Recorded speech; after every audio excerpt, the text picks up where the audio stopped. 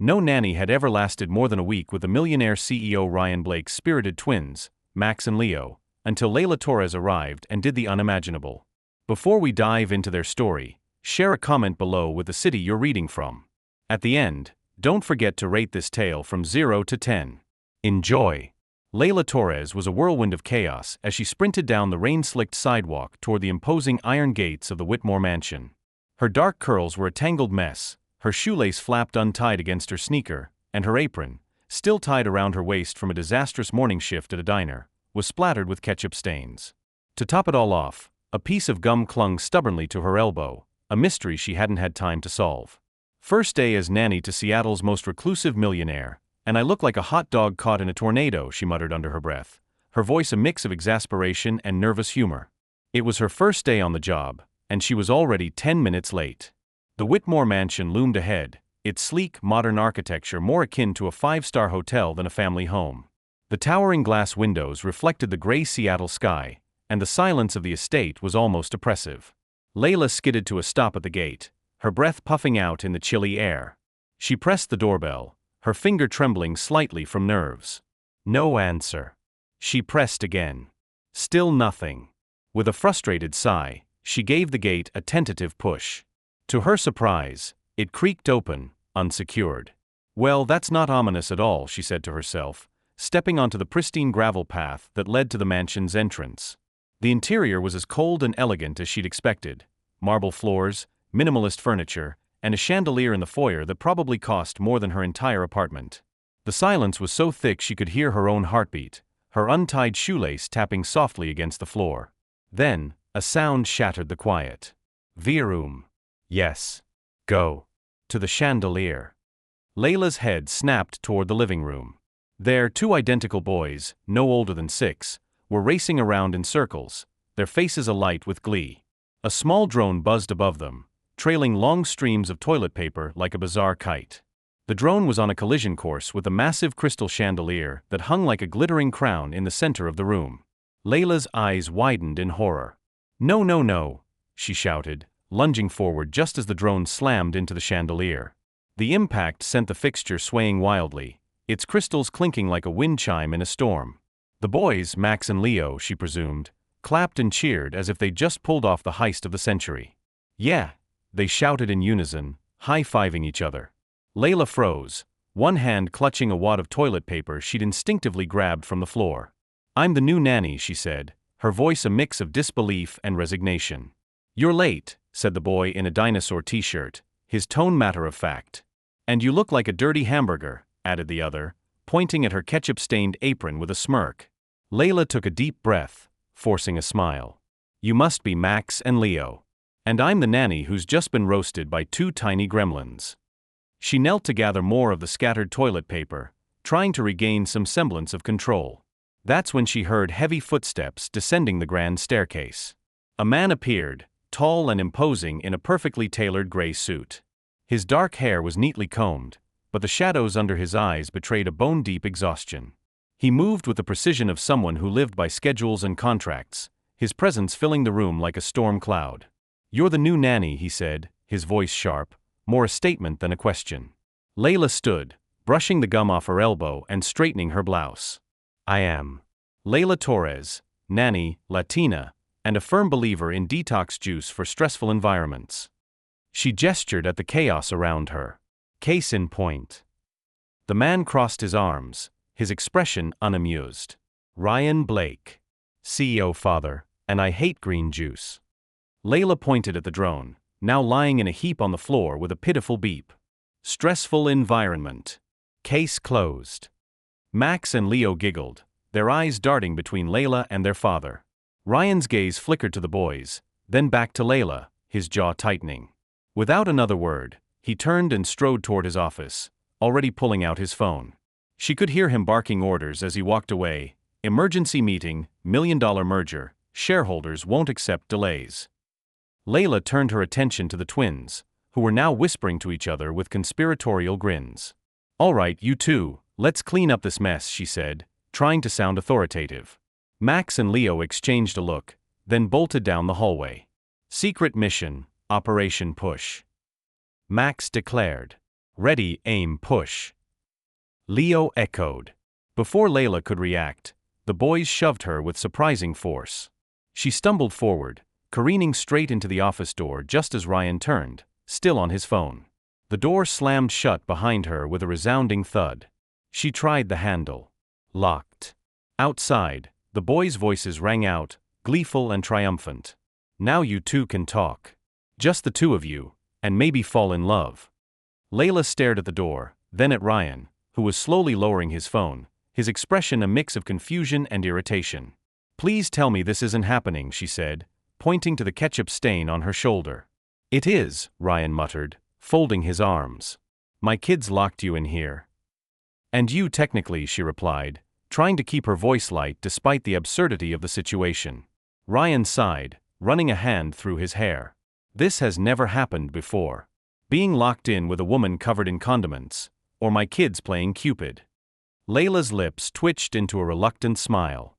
Well, there's a first time for everything. She hesitated, then added, they laughed though. That's something, right?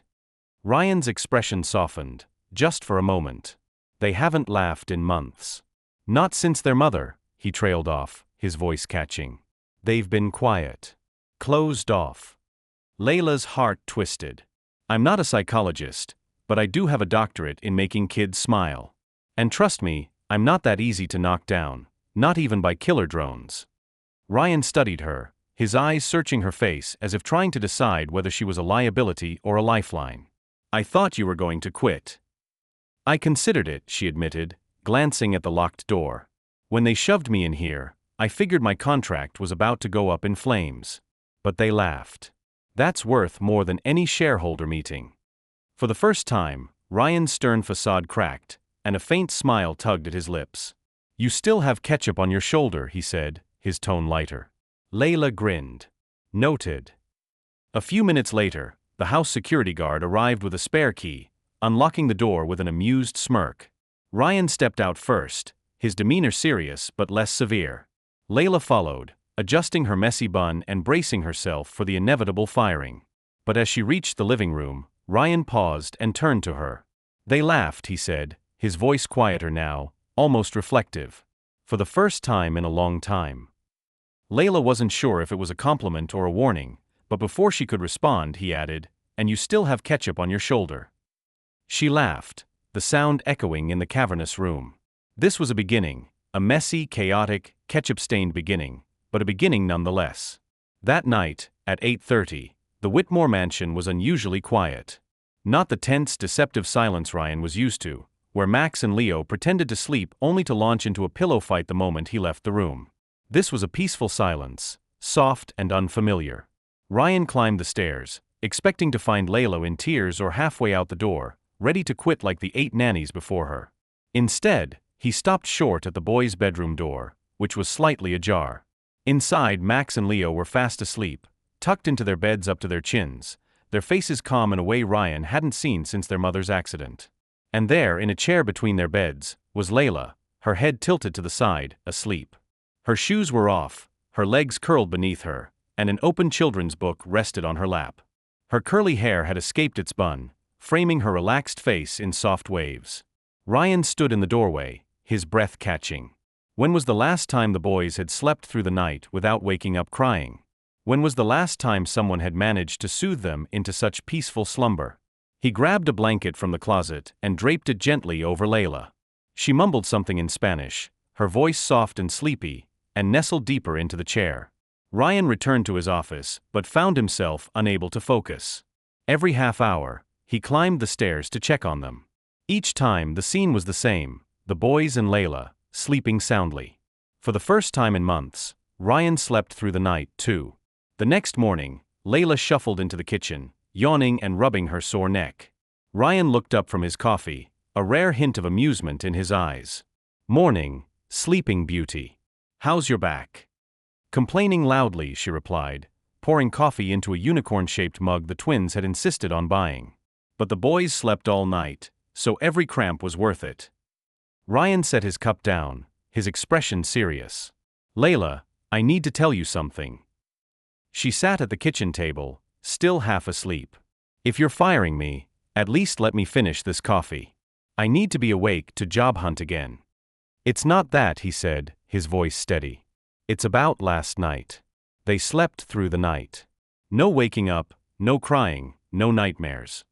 Layla paused, her mug halfway to her lips. I fell asleep in their room, didn't I? Sorry, I didn't mean to. No, Ryan interrupted. You don't understand. You're the 9th nanny I've hired in 6 months. The others, they all quit. The last one didn't even come back for her paycheck. Max and Leo haven't slept well since their mom, he hesitated, the words catching in his throat. Since the accident. They woke up crying every night. Layla's eyes softened. I didn't know, she said quietly. I mean, I figured they were going through something, but I didn't know it was that bad. They laughed yesterday, Ryan continued, his voice almost a whisper. And they slept. Because of you. Layla looked down at her coffee, her fingers tracing the edge of the mug. I'm just doing my job, she said, but her voice was warm, genuine. And I'm not going anywhere. Not yet, anyway. Those boys are a handful, but I've dealt with worse. Well, maybe not worse than the drone incident, but close. Ryan chuckled, a rare sound that seemed to surprise even him. You're tougher than you look, Layla Torres. And you're not as scary as you think, Ryan Blake, she shot back, a playful glint in her eye. Outside, Max and Leo were already plotting their next secret mission, their whispers carrying through the open window. Operation New Mom is going better than expected, Max said, grinning. Leo nodded, pressing his ear to the kitchen door. They're talking. And Dad's smiling. That's a win. Layla caught their voices and shook her head, a smile tugging at her lips. This job was going to be a challenge. Ketchup stains, rogue drones, and all. But as she sipped her coffee and watched Ryan try to hide his amusement behind his mug, she knew she was exactly where she was meant to be. The kitchen of the Whitmore mansion was filled with the soft clink of a coffee mug as Ryan Blake sat at the table, his eyes fixed on his tablet. The weight of exhaustion was etched into his face, the kind that came from months of sleepless nights and relentless work. Across from him, Layla Torres sipped her coffee from a unicorn-shaped mug, her curly hair still a bit disheveled from falling asleep in the boys' room the night before. The conversation had turned serious, a rare moment of vulnerability for the CEO who seemed to carry the weight of the world on his shoulders. Nightmares, night terrors, Ryan said, running a hand through his dark hair. Nothing could calm them down. I tried everything: pediatricians, child therapists, natural remedies, music therapy.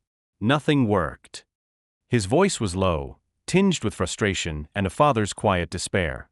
The nannies couldn't handle it. Some didn't even last a week. Layla watched him, her brown eyes softening as she saw past the polished, controlling exterior of the CEO to the exhausted father beneath. And last night was the first time they slept through the night in 8 months, she asked, echoing his earlier words for confirmation. Ryan nodded, his gaze distant. 8 months. What did you do? Layla shrugged, a small smile playing on her lips. Nothing fancy. I talked to them about important stuff, like which dinosaur would win in a fight against a dragon and whether unicorns eat pizza. Then I read them 3 stories, sang one of my grandma's songs in Spanish, and promised I'd be there when they woke up. That's it. Ryan leaned back in his chair, studying her. That's it, he repeated, almost disbelieving. Sometimes the most complicated things have very simple solutions, Layla said, her voice warm but firm, like she was stating a universal truth. Before Ryan could respond, a burst of laughter erupted from upstairs, followed by the unmistakable sound of small feet thundering down the hallway. Layla! Layla, where are you? Came Max's voice, bright and eager. Let's play pirates. No, astronauts. Leo corrected, his voice just as enthusiastic. Astronaut pirates. The twins barreled down the stairs like a whirlwind of morning energy, their mismatched outfits adding to the chaos. Max wore his baseball cap backward, one sock striped and the other plain. Leo's shirt was upside down, the tag sticking out comically at his chin. Layla opened her arms, and the boys launched themselves into a group hug that nearly toppled her chair. Well, boys, you're ready to take on the world this morning, she said, laughing as she steadied herself. Max, Leo, you're the best astronaut pirates I've ever met. Dad, Layla's the best nanny in the universe. Max declared, his eyes wide with conviction. The whole universe, Leo agreed, nodding vigorously. She can do dragon voices and princess voices. Ryan watched the scene unfold, a pang of something unfamiliar stirring in his chest. When was the last time Max and Leo had run down the stairs with such unbridled excitement? When had they last called anyone the best in the universe without a hint of sarcasm? The memory of their mother, gone 8 months now, lingered like a shadow, but for the first time, it felt less heavy. "Hey, how about some breakfast?" Layla suggested, clapping her hands to redirect the boys' energy. "But first, let's fix those outfits. Leo, your shirt's upside down." "I know," Leo said proudly. "It's space fashion." Layla laughed. "Of course. Why didn't I think of that?" As she helped the boys straighten their clothes, Ryan tried to shift back into his usual CEO mode, his eyes drifting to the tablet where emails piled up like an avalanche. But the cheerful energy filling the house was hard to ignore. At breakfast, Layla turned the meal into an adventure, assigning silly titles to the household staff. The gardener became Master of Golden Leaves, and the housekeeper was dubbed Princess of Imperial Order. Max and Leo laughed so hard they nearly choked on their cereal, milk dribbling down their chins. "What about you, Dad?" Leo asked, pointing a spoon at Ryan. "What's your special name?" Ryan looked up from his tablet, caught off guard. Before he could answer, Layla jumped in. "Baron of Endless Coffee," she announced, gesturing to the mug Ryan had just refilled for the 4th time. "Lord of Eternal Meetings, Emperor of the Serious Face." Max added, mimicking his father's stern expression with exaggerated precision. Leo burst into giggles, nearly falling out of his chair. Ryan tried to maintain his composure, but the corners of his mouth twitched. "Very funny," he muttered, though the warmth in his voice betrayed him. "Dad, come play with us in the hallway." Leo said, his eyes bright with hope. "I have a meeting in 5 minutes," Ryan replied automatically, his CEO instincts kicking in. Max's face fell, but he rallied quickly. "Layla taught us a new dance." "It's a mix of robot and flamingo," Layla explained, as if it were the most natural thing in the world. "Very effective for chasing away morning grumpiness." "I'm not grumpy in the morning," Ryan said, his tone defensive. Layla, Max, and Leo exchanged a look and burst out laughing in unison. "Of course not," Layla said with a wink. "You're a walking ray of sunshine." Ryan sighed and returned to his tablet, but the sound of music drifting from the hallway soon pulled his attention.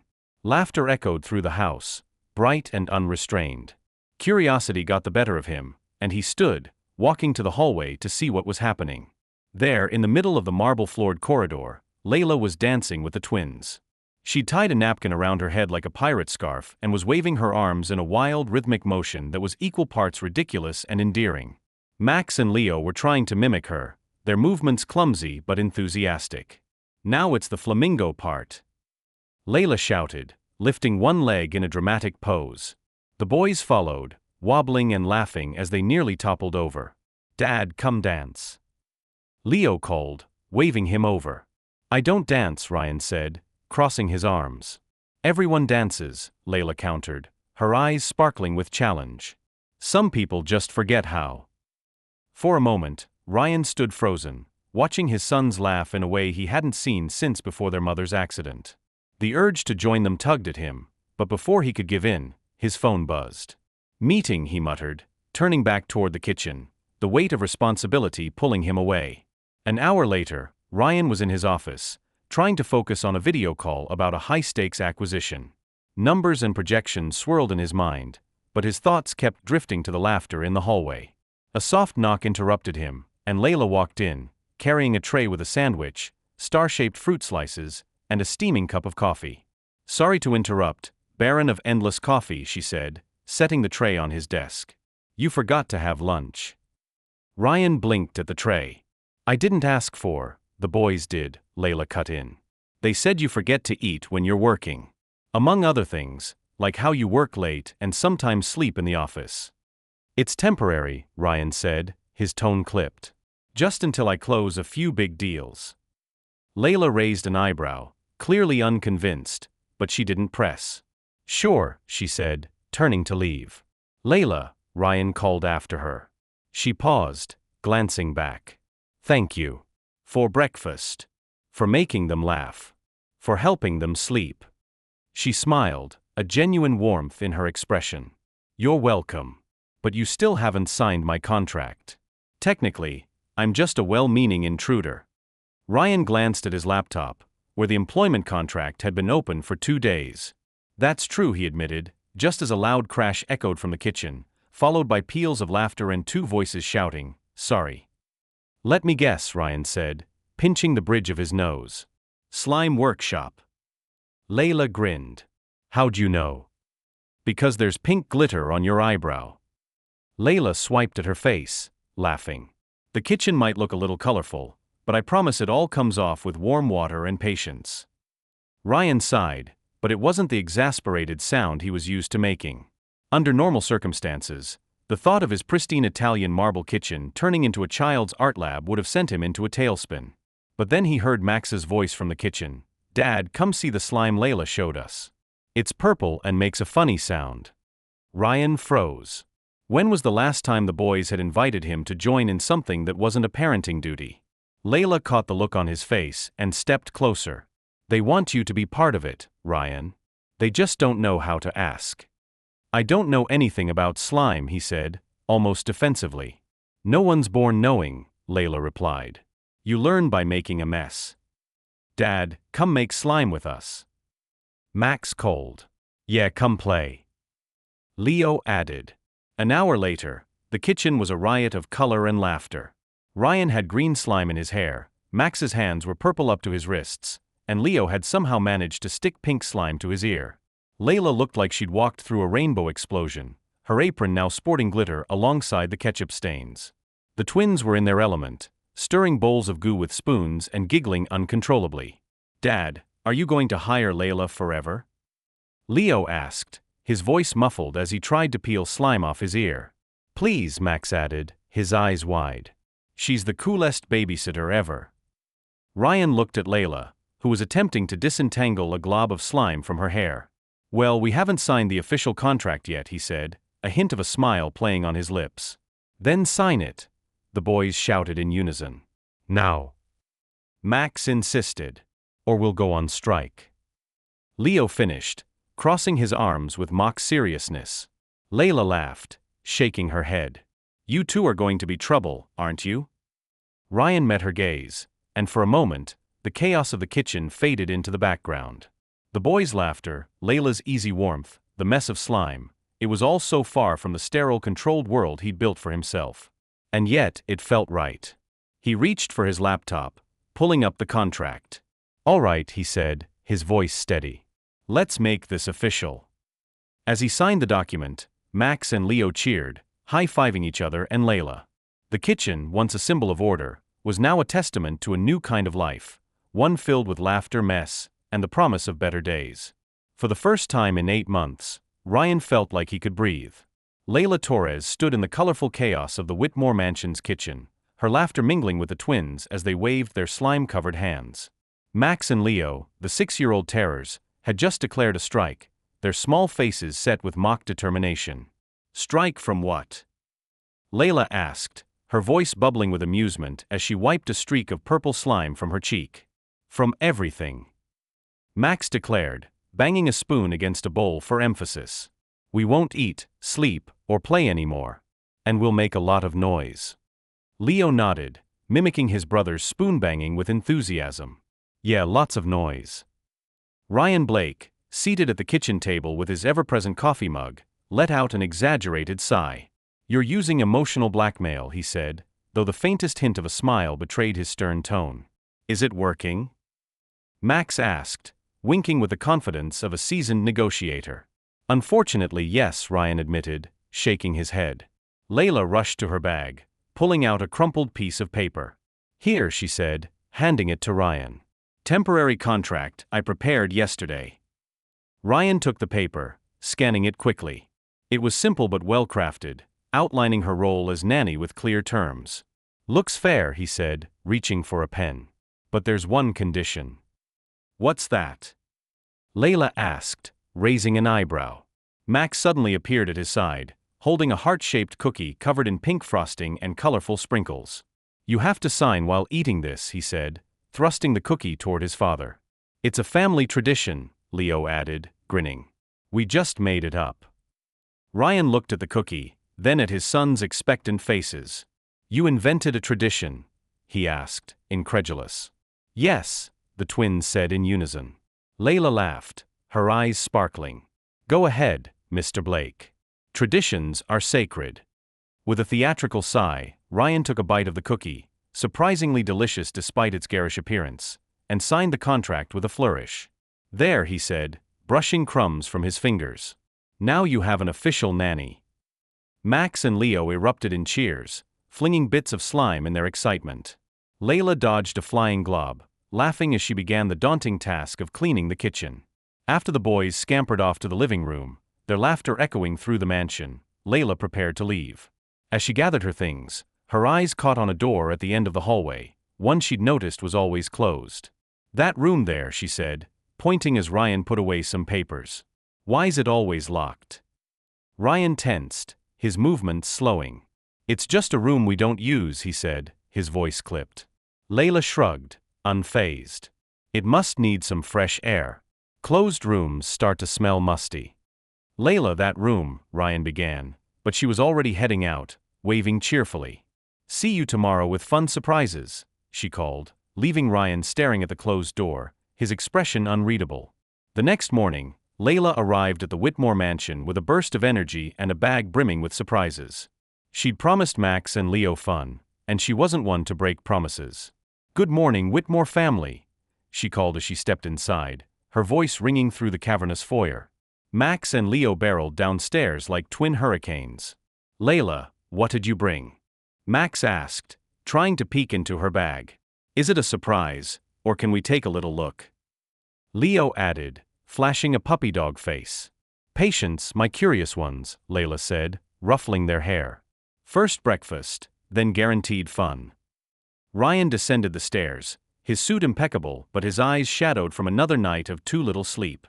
"Good morning, Baron of Endless Coffee," Layla greeted, her tone teasing. "How many cups so far today?"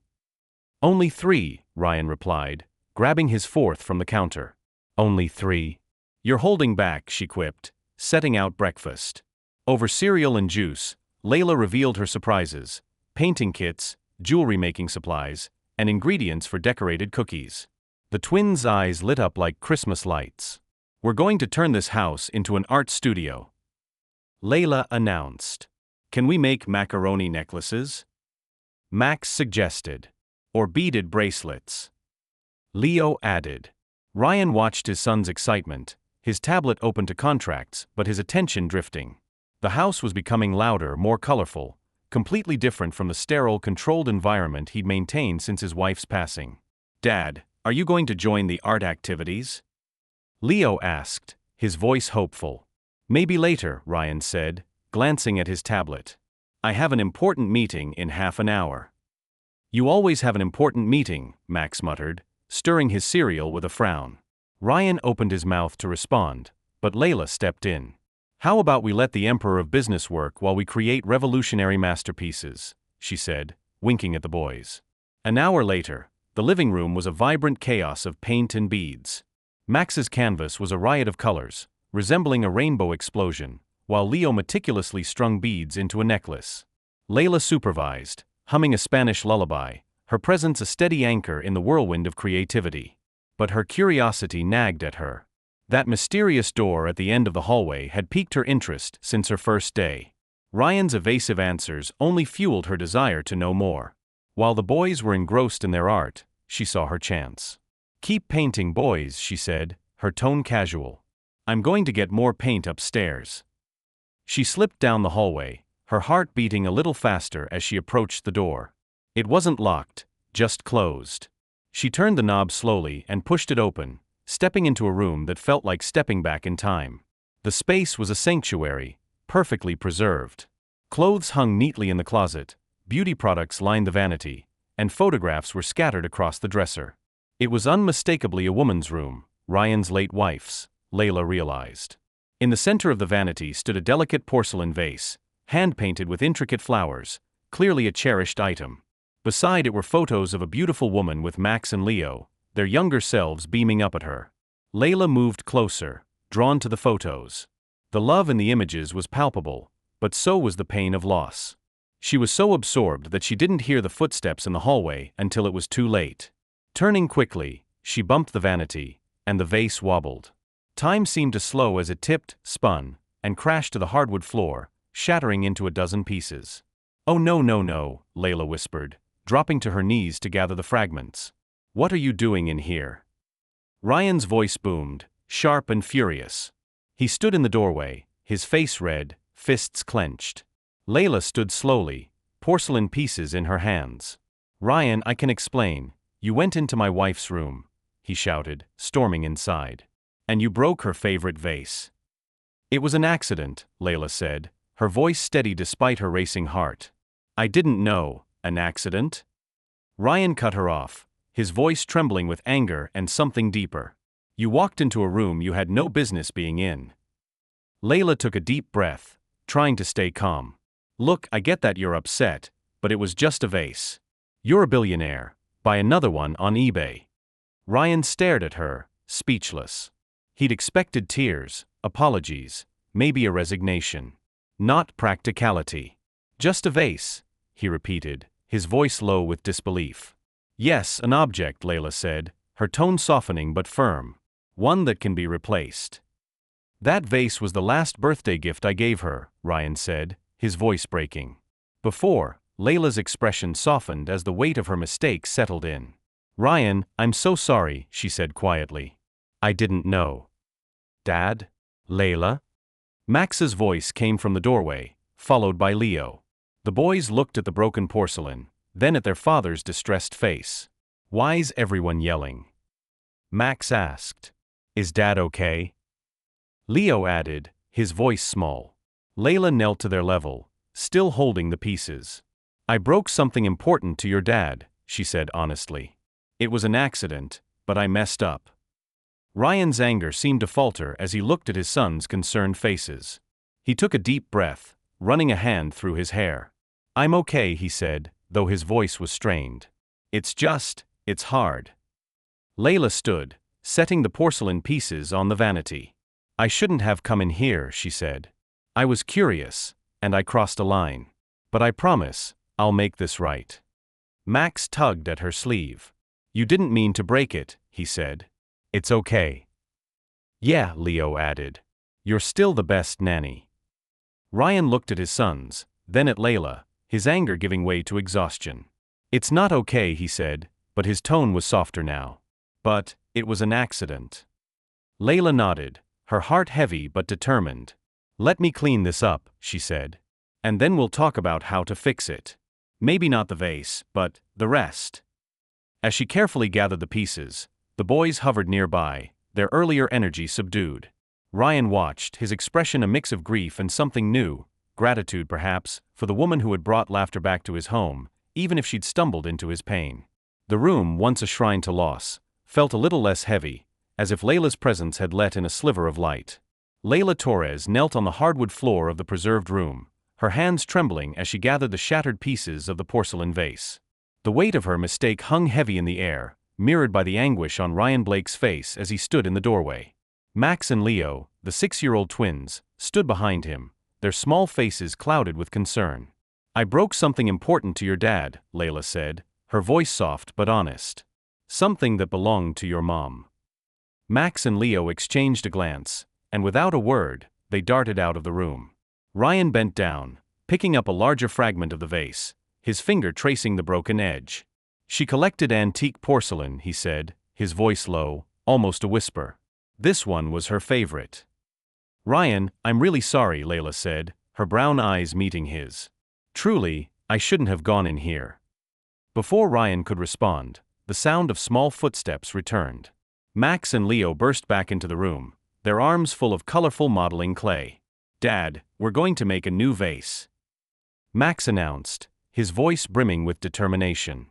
"Just like Mom's," Leo added, dropping to the floor with his brother. "Only better, because it'll have glitter." The boys set to work, their small hands shaping the clay with fierce concentration. Max focused on molding a sturdy base, while Leo worked on the sides, pressing the clay into curves.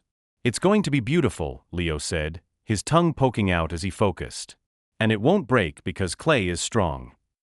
And we'll make colorful flowers, Max chimed in, glancing at his father. Mom liked flowers, right, Dad?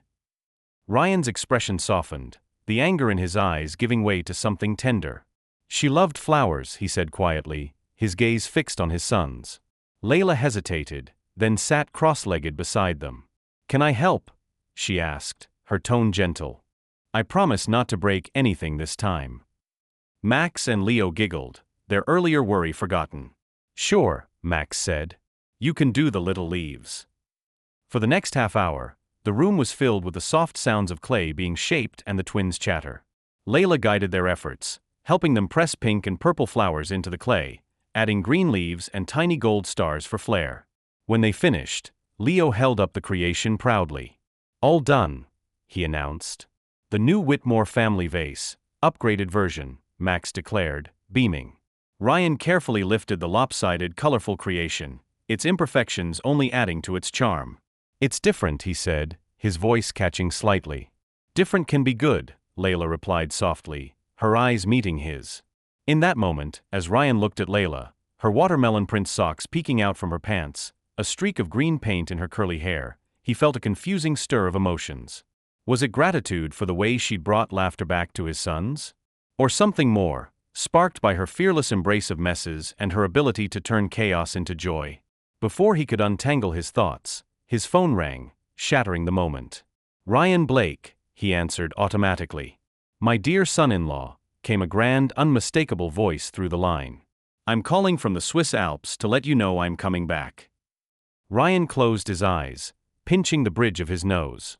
Lady Margaret, he said, his tone carefully neutral. How was the trip?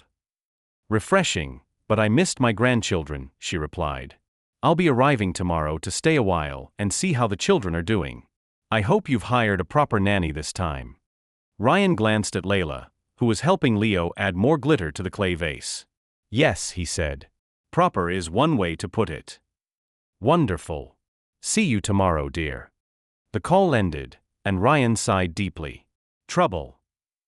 Layla asked, raising an eyebrow. My mother-in-law, Ryan said. She's coming back tomorrow.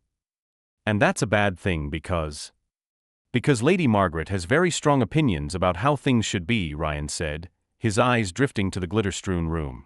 Layla followed his gaze, taking in the paint, clay, and chaos. Huh, she said, a mischievous glint in her eye. I think tomorrow's going to be interesting. Ryan looked at the new vase, its bright colors a stark contrast to the delicate porcelain it replaced. For the first time in a long while, the thought of his carefully ordered life getting more complicated didn't entirely scare him. The next morning, the Whitmore mansion was a whirlwind of preparation. Ryan had been up since 5 a.m., ensuring the house was spotless for Lady Margaret's arrival. Layla, meanwhile, was wrangling Max and Leo into presentable clothes, a task that felt like herding cats. Why do we have to wear these boring clothes? Max complained, tugging at the dress shirt Ryan had chosen. Because Grandma Margaret likes kids who look like little adults, Ryan explained, adjusting his tie for the third time. That's really weird, Leo muttered, fumbling with his shirt buttons, one of which was already misaligned. Layla, dressed in a navy blouse and black pants to appear more proper, couldn't resist wearing her pineapple print socks. She knelt to help Leo with his buttons, her tone light. Relax, guys. She's just a grandma, not the Queen of England. You don't know Lady Margaret, Ryan murmured, his voice tinged with dread. At exactly 10 a.m., a black limousine glided to a stop in front of the mansion. The driver opened the back door, and out stepped Lady Margaret, an elegant woman in her 60s who looked as if she'd just stepped out of a royal tea party. Her beige tweed suit, pearl necklace, and matching hat exuded old-money sophistication, and her expression suggested the world was perpetually just shy of her standards. My darling grandchildren, she exclaimed in a crisp British accent, opening her arms. Max and Leo ran to her, their dressy clothes already slightly askew but their faces bright with affection. Grandma Margaret, they shouted, hugging her tightly. Let me look at you, she said, inspecting them from head to toe. Much better. You finally look like proper little gentlemen. Ryan stepped forward, offering a polite smile. Margaret, how was your trip? Refreshing, dear, she said, her eyes sweeping the foyer approvingly. The Alps were exactly what I needed. The house looks well kept, at least. Then her gaze landed on Layla, who stood near the stairs, her pineapple socks just visible. Lady Margaret's eyes narrowed, her lips pursing as she took in Layla's casual posture and slightly messy bun. And this young woman is... Lady Margaret, this is Layla Torres, the boy's new nanny, Ryan said, his tone measured. Lady Margaret's scrutiny was unrelenting, like a jeweler inspecting a questionable gem. This is the new nanny, she asked, her voice dripping with disapproval. She looks like a children's party entertainer. The silence that followed was suffocating. Max and Leo glanced nervously between their grandmother and Layla, who took a deep breath and forced a bright smile. And you look like a Disney villain, she said, her tone cheerful but pointed. Ryan choked on his coffee. Max and Leo's eyes widened, their mouths forming perfect O's. Lady Margaret stood frozen, her expression one of utter shock. How dare you, she sputtered. Grandma, Layla's really nice. Max said quickly, stepping forward. She makes slime and teaches us funny dances. Yes, slime. Leo added, his voice earnest. And she sings songs in Spanish. Lady Margaret turned to Ryan, her face a mask of indignation. Ryan, dear, this person is corrupting my grandchildren with sticky substances. Margaret, Ryan said, his voice calm but firm, she's really good with the boys. Good. Lady Margaret repeated, incredulous. She's completely inappropriate. Casual clothes, messy hair, and I'm almost certain I saw pineapples on her socks. They are pineapples, Layla confirmed, unfazed. And yesterday, I wore watermelon socks. Lady Margaret's eyes narrowed to slits. Ryan, I insist you dismiss this person immediately. My grandchildren need proper influences, not some household clown. Ryan hesitated, visibly torn. Lady Margaret was family, a formidable presence who had always played a significant role in the boys' lives. But Layla had done something no one else had. She brought joy back to Max and Leo, helped them sleep through the night, and filled the house with laughter. Margaret, maybe we should discuss this privately, he said. No. Max and Leo shouted in unison. Layla can't leave. Max said, his voice fierce. She's the best nanny in the world. Leo added, crossing his arms. Layla knelt to their level, her smile warm but steady. Thanks, guys, she said. But let's let your dad and grandma talk, okay? How about we go finish that beaded bracelet in the living room? The boys nodded reluctantly, casting worried glances at their father as Layla led them away. Ryan watched them go, the weight of the moment settling on his shoulders. Lady Margaret's disapproval was a familiar force, but the boy's attachment to Layla, and his own growing respect for her, complicated things. In the living room, Layla handed Max and Leo their bead kits, her mind racing. She hadn't meant to stir up trouble, but Lady Margaret's arrival had thrown a wrench into the fragile balance she'd built with the Whitmore family. As the boys strung beads, their chatter quieter than usual, Layla glanced toward the hallway where Ryan and Lady Margaret's voices carried in hushed, tense tones. Ryan, you cannot seriously consider keeping her, Lady Margaret was saying. She's utterly unsuitable. Margaret, the boys haven't slept through the night in 8 months until she came, Ryan replied, his voice steady. They laugh with her. They're happy. Layla's heart warmed at his words, but she knew this was only the beginning. Lady Margaret's visit was about to make her job a lot harder, and a lot more interesting. As she helped Leo thread a bright blue bead, she couldn't shake the feeling that the Whitmore mansion was on the cusp of something new, something that might just change them all. The air in the preserved room was thick with emotion as Layla Torres stood, holding fragments of the broken porcelain vase, her apology hanging between her and Ryan Blake. Max and Leo, the 6-year-old twins, had just declared their intent to replace their mother's cherished vase with a new glittery creation. But their sudden exit from the room caught everyone off guard. Boys, come back here. Ryan called, his voice a mix of concern and frustration. 10 minutes later, after a frantic search through the sprawling Whitmore mansion, Layla and Ryan found Max and Leo curled up in the trunk of Ryan's sleek black car, their small bodies pressed together, tears streaming down their faces. What are you doing in there? Layla asked, her heart twisting at the sight. If Grandma makes you leave, we're running away too, Max declared, his voice trembling but defiant. We don't want another nanny, Leo sobbed. clinging to his brother. Lady Margaret, standing nearby, watched the scene with an unreadable expression, her tweed suit slightly rumpled from the earlier chaos. "Children, get out of there immediately," she said, her British accent sharp. "It's far too hot in the trunk." "Only if Layla stays," Max bargained, his jaw set.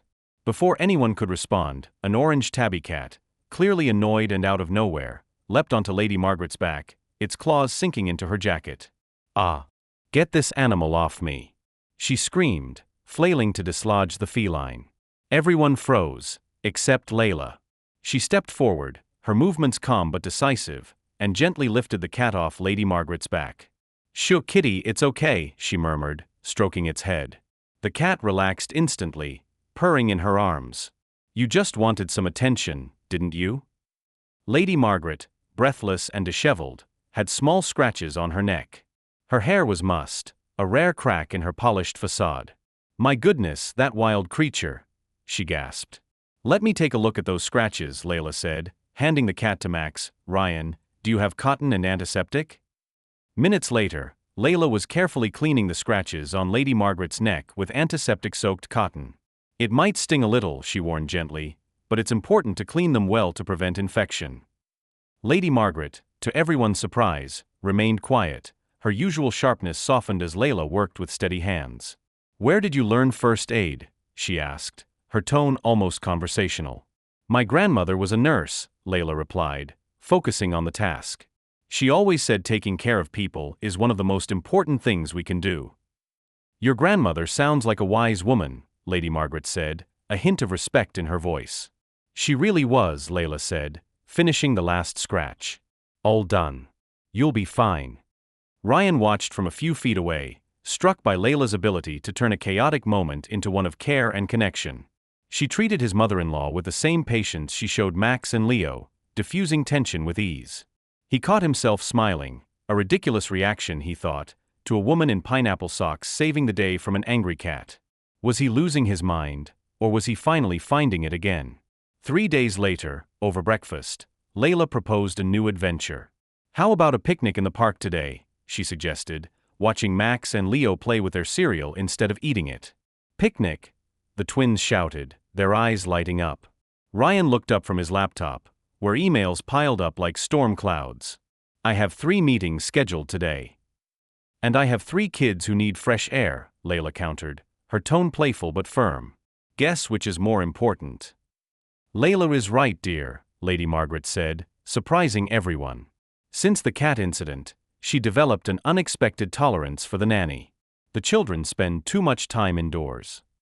"See? Even Her Majesty Grandma agrees with me," Layla said, winking at Lady Margaret, who almost smiled. "Fine," Ryan sighed, closing his laptop. "But just 1 hour, and no mess." 2 hours later, they were at Discovery Park, Seattle's largest green space, with a picnic basket Layla had packed with sandwiches, fruit, juice, and star-shaped cookies. "Daddy, look how big it is!" Leo exclaimed, sprinting across the grass. "Can we explore it all?" Max asked, already plotting an adventure. "Of course you can," Layla answered before Ryan could object. "But don't go too far from us." Ryan spread a checkered blanket on the grass with military precision, ensuring every corner was perfectly aligned. Layla watched, amused. "You know it's just a blanket, right? Not an official document." "I like things to be organized," Ryan said, adjusting a corner. "I noticed," Layla teased. "You even line up your pencils by size."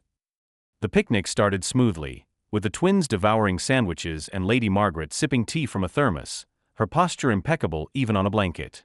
But chaos struck when Layla reached for a juice bottle that had rolled away, accidentally knocking Ryan's glass and spilling orange juice across his expensive dress pants. "Oh no!"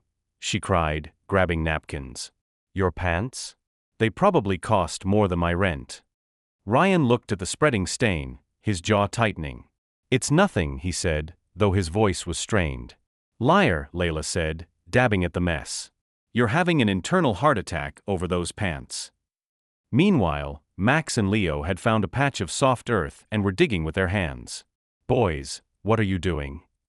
Ryan asked, still wiping at his pants. "Digging a hole to hide secrets," Max replied, his voice full of excitement. Secrets don't need to be buried, Ryan said automatically. Of course they do, Leo insisted. Otherwise, everyone finds out. And what kind of secrets do you have? Layla asked, her curiosity piqued. Max hesitated, then said quietly, like, we like it when Daddy stays home.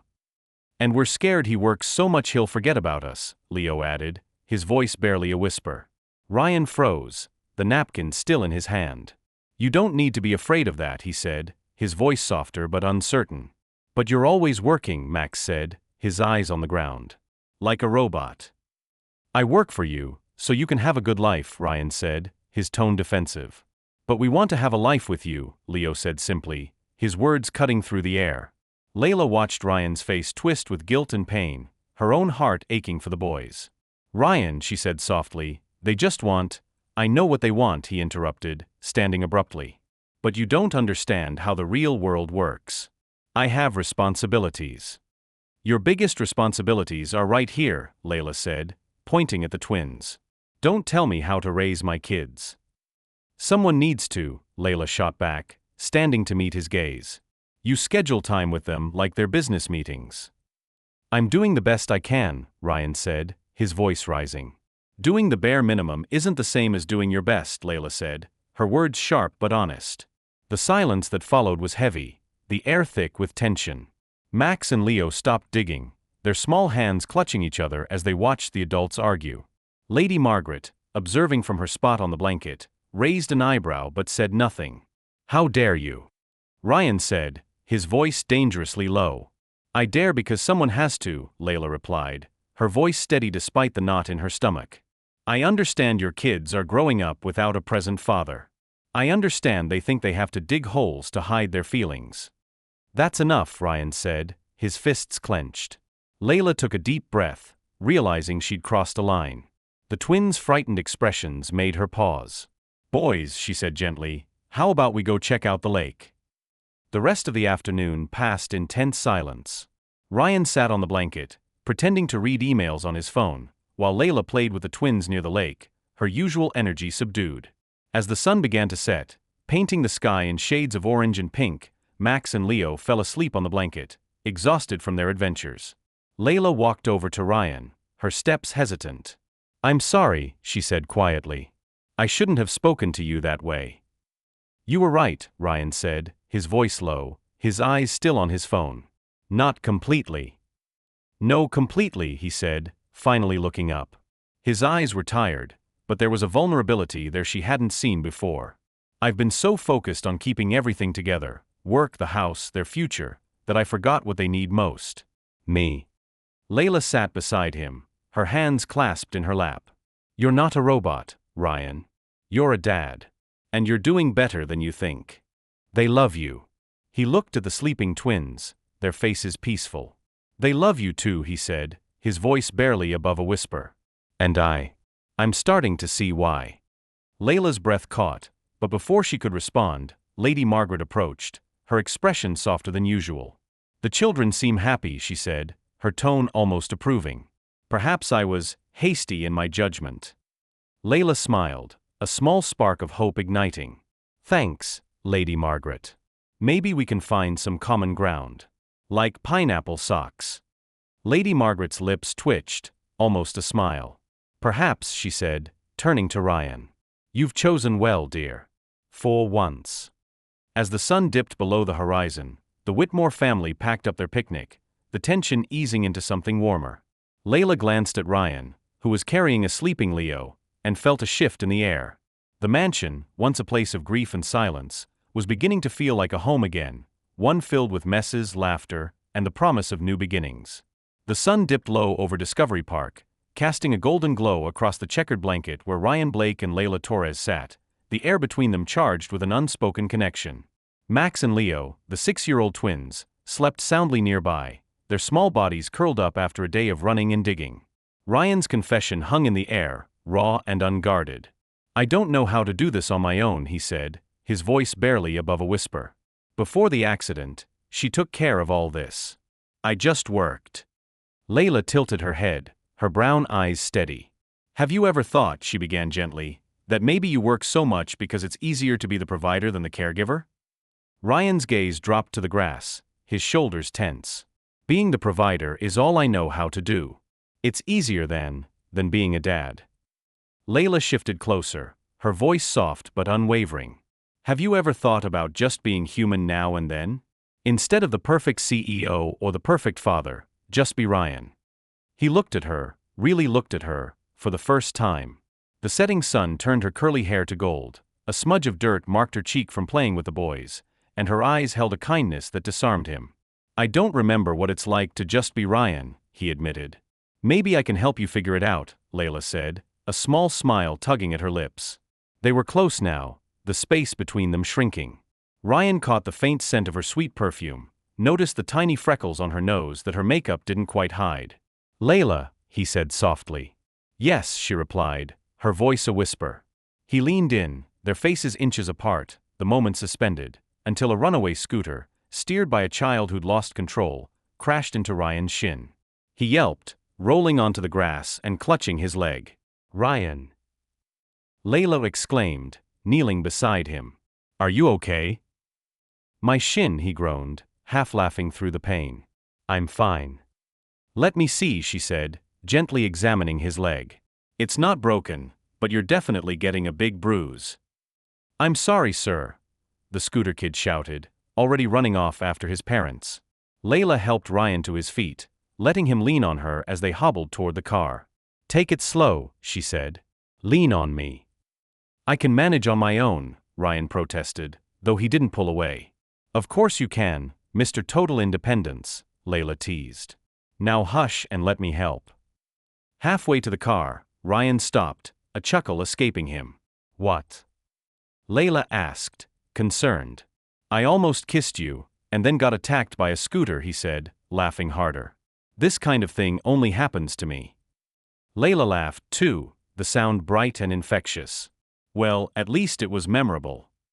Definitely memorable, Ryan agreed, still chuckling as they reached the car. It was the first time he'd truly laughed in months, and it felt like a weight had lifted, all because of a woman who spilled juice on his clothes and made him want to feel human again. The next morning, Ryan limped into the kitchen, his shin still tender, and found a surprise on the table, a golden key tied with a red ribbon. What's this? He asked, picking it up. Your housemaster key. Max announced proudly. We asked Grandpa George to make a special copy for Layla, Leo added, grinning. Layla emerged from the kitchen, carrying a tray of star-shaped pancakes.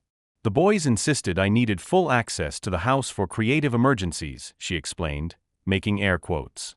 Creative emergencies? Ryan repeated, raising an eyebrow. Like when we want to throw a surprise party, Max said. Or turn a room into a spaceship, Leo added. Ryan looked at the key, then at Layla, then at his son's expectant faces.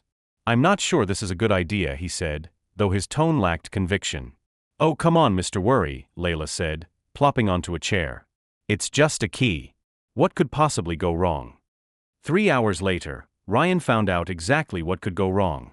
He was in his office, preparing for a critical meeting with Japanese investors, when strange noises, laughter and banging, drifted up from the downstairs conference room. What the heck, he muttered, heading down the stairs. When he opened the conference room door, he walked into a surreal scene. The mahogany table had been transformed into a pirate ship, complete with sails made from bed sheets, ropes tied around the chairs, and a homemade pirate flag flapping in the air conditioning. Max stood on the bow of the table, wearing a newspaper pirate hat, while Leo swung a foam sword. Layla sat in the executive chair, sporting a makeshift tricorn hat and sketching a treasure map. Ahoy, Captain Ryan. Layla called cheerfully. Welcome aboard the Whitmore. What did you do to my conference room? Ryan shouted, his eyes wide.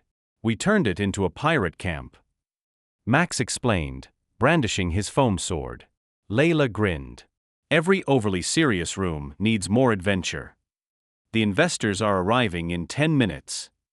Ryan said, his voice rising. The Japanese ones, the most important meeting of the quarter. Layla's face fell. What investors? Ryan began ripping the sheets off the chairs. I'm about to lose a $50 million deal because you turned my conference room into a theme park. Easy, Captain Panic, Layla said, jumping up. We'll fix this in 10 minutes. How? Improvise. She clapped her hands. Boys, lightning cleanup, go. That's when the doorbell rang. Ryan froze. They're early. George will get it, Ryan said, running a hand through his hair. I just need 5 minutes to. The door opened, and George, the house manager, entered, followed by 3 impeccably dressed Japanese men in suits. Mr. Blake, may I present Mr. Tanaka, Mr. Sato, and Mr. Yamamoto? George said formally. The investors stepped into the room and paused, taking in the chaos. Ryan with a paper eye patch stuck to his face from the cleanup attempt, Max and Leo still dressed as pirates, and Layla frozen mid-step with a foam sword in hand. Silence descended. Treasure ahead. Leo yelled, breaking the quiet. Leo. Ryan hissed, mortified. Mr. Tanaka, the group's leader, surveyed the scene with an unreadable expression. Interesting, he said in flawless English. Very creative. Ryan took a deep breath, making the riskiest business move of his career.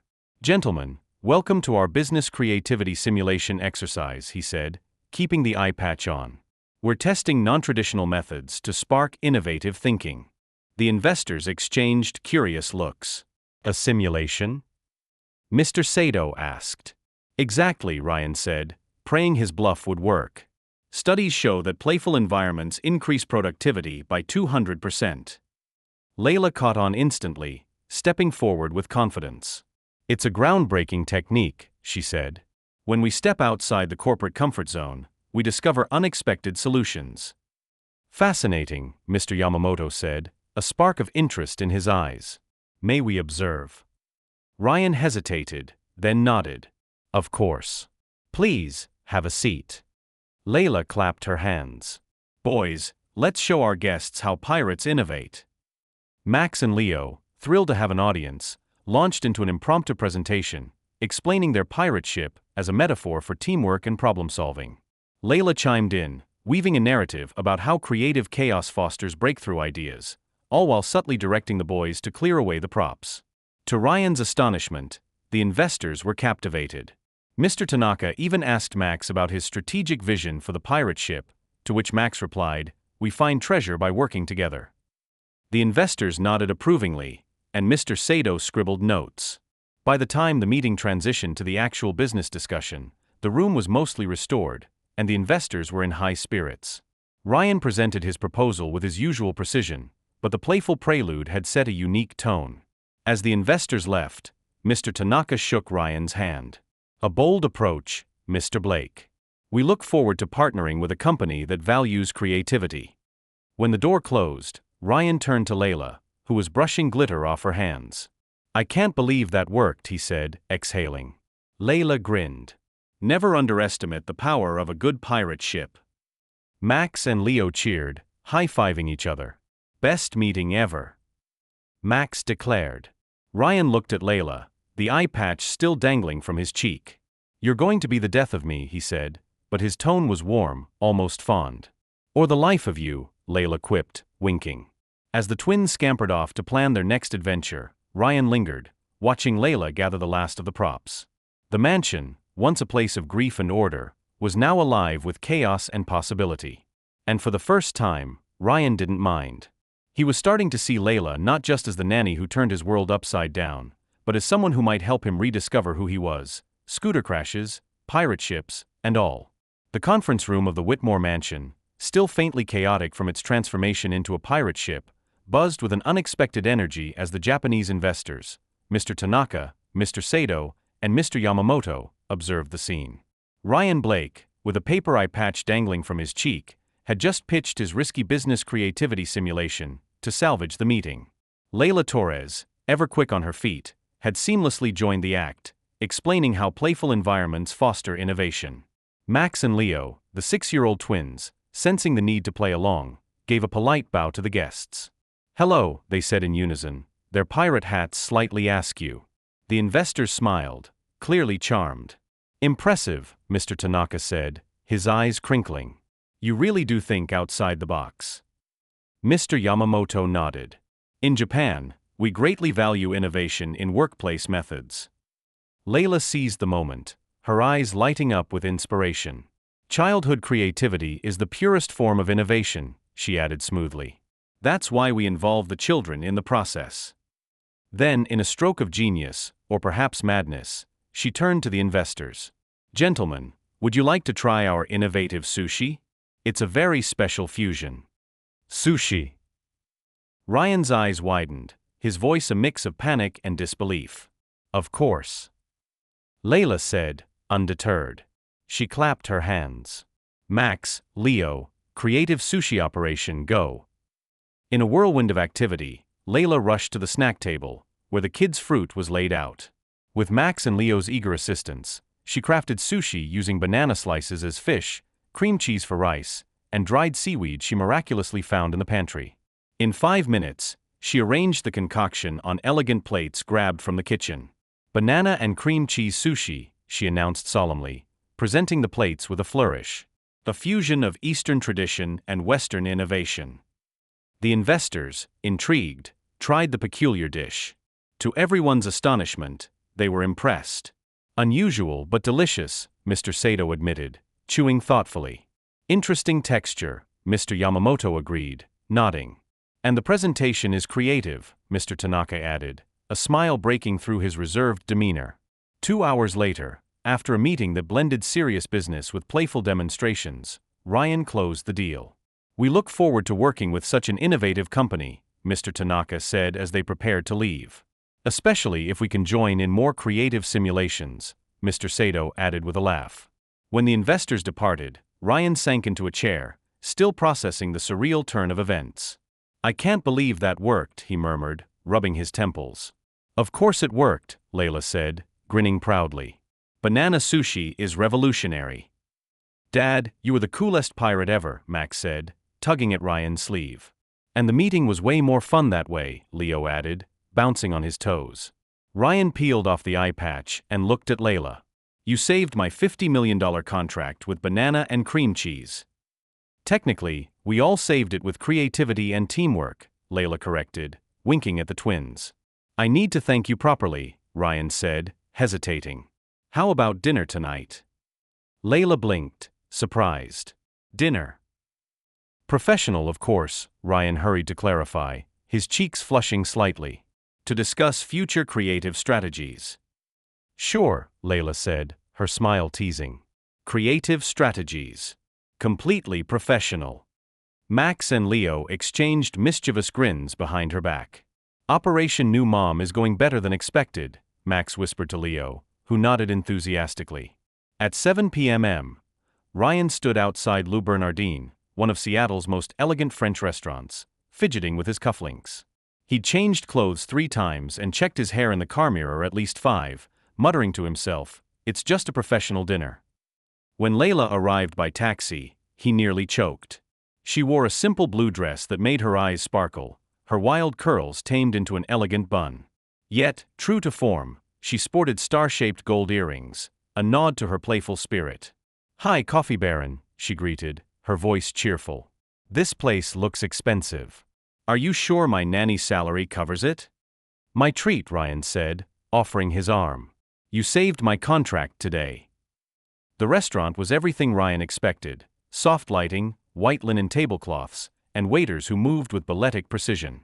Layla looked around, wide-eyed. How many forks are normal at a table? She whispered as they sat. It depends on the number of courses, Ryan said, amused by her genuine curiosity. And what's the difference between all these forks? She asked, picking one up. Well, this one's for salad, this for the main course, and this smaller one for dessert, Ryan explained. Layla grinned, picking up the main course fork and using it to eat her salad. There, problem solved. 1 fork for everything. The waiter, Philippe, approached with a look of discreet horror. Would Mademoiselle like to try our special dish? Grilled salmon with hollandaise sauce and white asparagus. Sounds great, Layla said. But do you have ketchup? Philippe nearly dropped his tray. Ketchup, Mademoiselle? Yes, that tasty red sauce, Layla said, unfazed. I put ketchup on almost everything. Madam, Philippe said, his French accent thick with offense, our chef Henri would not allow ketchup in his kitchen, not even in a life-or-death situation. Layla shrugged, grinning. "Relax, I'll survive without it." Ryan tried not to laugh at Philippe's traumatized expression. As dinner progressed, their conversation flowed effortlessly. Layla shared stories of her childhood in a big, noisy family, while Ryan opened up about his dreams before becoming a CEO, dreams of travel and simpler days. They talked about plans to make Max and Leo happier, the twins' laughter a constant thread in their thoughts. "Want to hear something funny?" Ryan said, finishing his second glass of wine. "Always," Layla replied, leaning forward. "Before you came along, I'd forgotten what it felt like to laugh," he said. "And today, I laughed more than I have in the last 6 months." "Laughter's important," Layla said, her eyes warm. "My grandmother always said a day without laughter is a day wasted." "Your grandmother sounds like a special person," Ryan said. "She was," Layla said, her voice softening. "She taught me that sometimes the best medicine is making someone smile." Ryan watched her, noticing how her eyes sparkled when she spoke of her family. "Can I try to make you laugh now?" he asked, a nervous edge to his voice. "You can try," she said, smirking. "Why did the Scarecrow win an award?" he asked. "I don't know why." "Because he was outstanding in his field," Ryan said, delivering the punchline with a grin. Layla stared at him for a moment, then burst out laughing, the sound so loud that nearby tables turned to look. "Oh wow," she gasped, wiping tears from her eyes. "That was terrible. Wonderfully terrible." Ryan laughed, caught up in her joy. "Was it that bad?" "Horrible, but in the cutest way possible," she said, still chuckling. As they left the restaurant, a street musician played jazz on a nearby corner, the saxophone's melody floating through the warm evening air. "That's such a beautiful song," Layla said, pausing to listen. Ryan glanced around the nearly empty street, lit by old-fashioned street lamps. "Would you like to dance?" he asked impulsively. "Here in the street?" "Why not?" Layla said, her smile radiant. For the first time in his adult life, Ryan did something completely spontaneous. He took off his tie, tossed his suit jacket onto a bus stop bench, and held out his hand.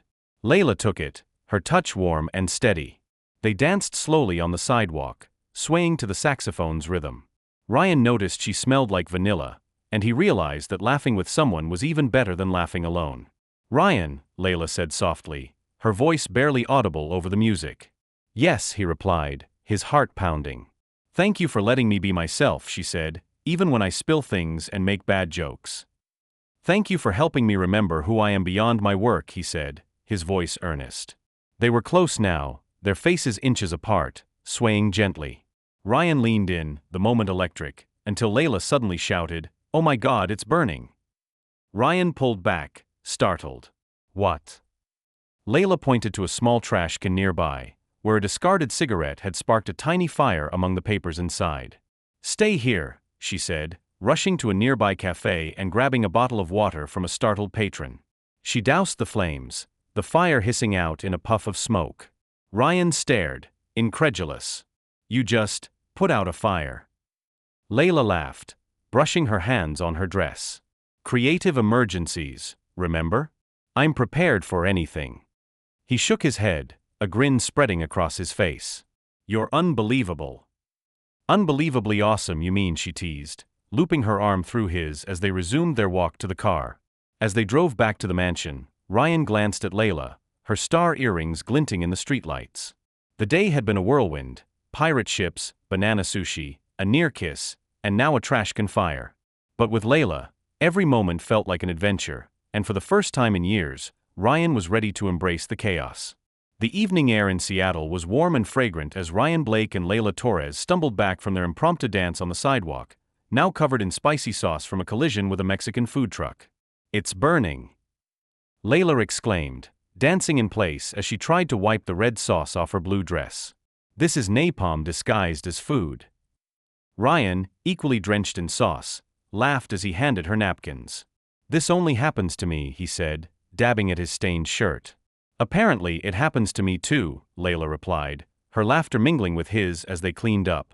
An hour later, they returned to the Whitmore mansion, still sporting hot sauce stains and wide smiles. Max and Leo greeted them at the door, their faces covered in black paint arranged in elaborate patterns. "Welcome back," Max shouted. Wait till you see our surprise. We got tattoos just like Dad's. Leo announced proudly, pointing to the intricate designs on his face. Tattoos. Ryan frowned, his amusement fading. I don't have tattoos. Yes, you do, Leo insisted. The dragon one on your arm. Ryan glanced at his arm, where a temporary dragon tattoo from weeks ago still clung stubbornly to his skin. Oh, that one, he said, shaking his head. Layla laughed, her eyes sparkling. Well, I guess now you're a fully tattooed family. Ryan looked at his paint-covered sons, Layla with hot sauce in her hair, and himself with a crooked tie and stained shirt. For the first time in a long while, he felt part of a real family, a crazy, messy, condiment-covered family. The thought warmed him, even as he braced for the chaos that seemed to follow Layla wherever she went. The next morning, Ryan limped into the kitchen, his shin still tender from the scooter incident, his smile lingering from the previous night's dinner. It had been different, a good kind of different.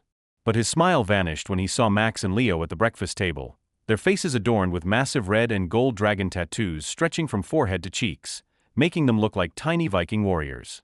What is this? Ryan shouted, his voice a mix of shock and exasperation.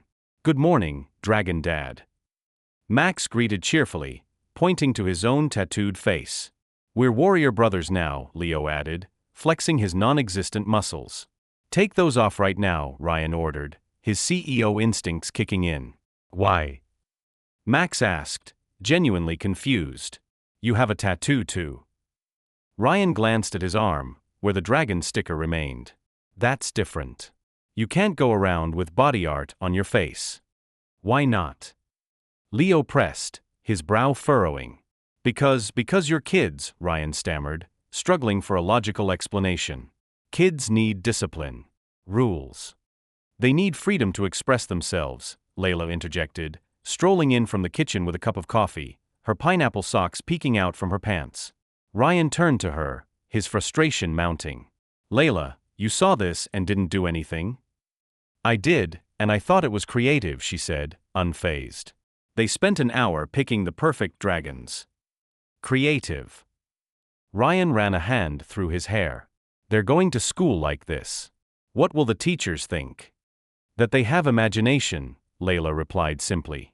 That's not imagination, that's a lack of boundaries, Ryan said, his patience fraying.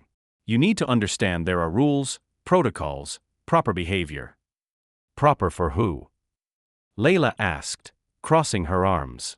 For society? For their future? They can't grow up thinking they can just do whatever they want. Ryan, they're 6-year-olds with temporary tattoos, not criminals, Layla said, her tone firm but calm. That's how it starts, Ryan gestured wildly. Today it's tattoos, tomorrow it's piercings, then real tattoos, and 10 years later they're living in a van painting abstract art. Layla raised an eyebrow, a smirk tugging at her lips. Do you want robots or children? Kids who follow a preset program, or real children with their own personalities? Ryan fell silent, her words hitting harder than he expected. I don't know how to do this, he admitted, his voice softer now. Raising them alone, making the right decisions. What if I mess everything up? Max and Leo, who had been watching the exchange, exchanged a glance. Dad, Max said gently, stepping closer, you're not going to mess anything up. How do you know? Ryan asked, sitting at the table, his shoulders slumping. Because you care about us, Leo said, his voice earnest. Dads who care don't mess things up. Layla sat beside Ryan, her coffee mug cradled in her hands. Ryan, want to know a secret? Everyone who takes care of kids is scared of messing up. I'm scared every single day. You? Ryan looked at her, surprised. But you're so confident. On the outside, Layla said with a small smile. On the inside, I'm always wondering, am I doing this right? Are they going to grow up okay, or will they need therapy because of me? Seriously. Welcome to the club. Ryan let out a long sigh, his tension easing. I'm sorry, he told Max and Leo. Sometimes Dad gets nervous because I just want you to be happy, and I don't always know the best way to do that. We are happy, Dad, Max said, his voice bright. Especially when you're not working all the time and when you play with us. All right, Ryan said, a reluctant smile breaking through. You can keep the tattoos for today. Really? The twins shouted in unison. Really? But tomorrow, they come off before school. Deal, they said, high-fiving each other. Now you have to get a tattoo too, Dad, Leo said with a mischievous grin. What? No, I don't need, Ryan started, but Max had already darted off to fetch more temporary tattoos. It's tradition, Max insisted, returning with a sheet of designs. Everyone in the tattooed family has to have one. 5 minutes later, Ryan sat still as Max carefully pressed a gold sun tattoo onto his forehead. Hold still, Dad, Max instructed. Art can't be rushed. It looks amazing, Leo said, admiring the result. You look like a sun warrior. Layla pulled out her phone, a wicked grin on her face. No, Ryan said, trying to cover his face. Oh, this is definitely going on social media, Layla teased, snapping a photo. Ryan Blake, CEO and Sun Warrior Tattoo Dad, real life, she typed, pretending to post. Layla, don't, Ryan said, but his tone was playful. You'll what? She challenged, grinning. Ryan looked at her, at his son's laughing faces, at the ridiculous scene unfolding. For the first time in a long while, he smiled, a real, genuine smile from deep inside. Go ahead and post it, he said. But make sure the caption says, I'm the best tattooed dad in Seattle.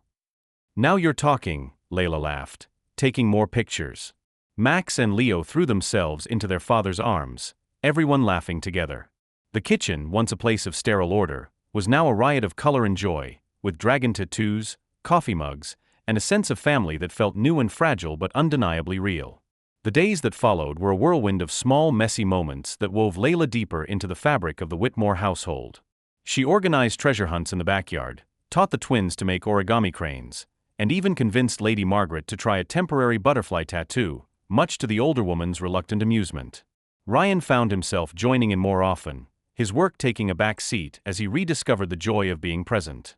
One evening, as the twins slept soundly after a day of building a cardboard castle, Ryan and Layla sat in the living room, the new clay vase they'd made with the boys glowing under the soft light. You've changed this place, Ryan said, his voice quiet. It's not just a house anymore. It's a home. Layla smiled, tucking a curl behind her ear. It was always a home, Ryan. You just needed someone to remind you. He looked at her, the weight of his gratitude, and something more, settling in his chest.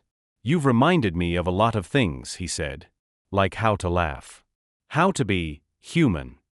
Well, Layla said, her eyes twinkling, someone's got to keep you from turning into a robot. Ryan chuckled, then grew serious. Layla, I don't know what we'd do without you. You'd manage, she said, but her voice was soft, her gaze steady. But I'm glad I'm here. As the fire crackled in the hearth, casting warm shadows across the room, Ryan realized that the Whitmore mansion was no longer a place of grief and silence.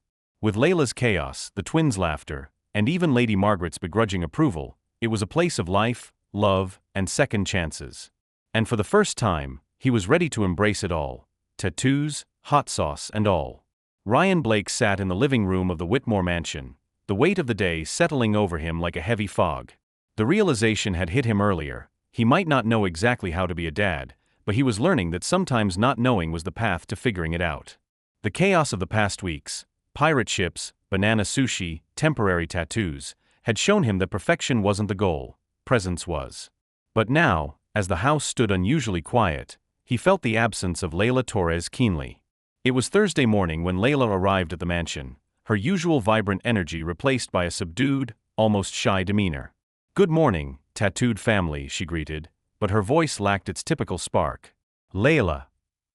Max and Leo, the 6-year-old twins, ran to hug her, their faces still faintly marked from yesterday's dragon tattoos. Are we building a pillow fort today or making glow-in-the-dark slime? Leo asked eagerly. Layla hesitated, her hands fidgeting with the strap of her bag. Actually, I need to talk to you about something. Ryan looked up from his newspaper, catching the seriousness in her tone. What's going on? He asked, folding the paper.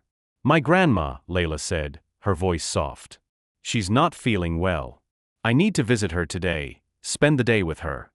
Your grandma's sick? Max asked, his brow furrowing with worry.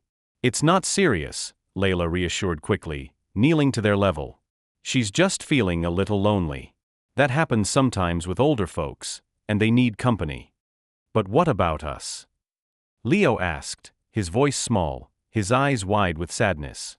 "You're staying with your dad," Layla said, forcing a smile. "It'll be fun." Ryan felt an unfamiliar twist in his stomach, emptiness, annoyance, or something else he couldn't name. "Of course," he said, striving for a casual tone. "No problem. We'll be just fine." "Are you sure?"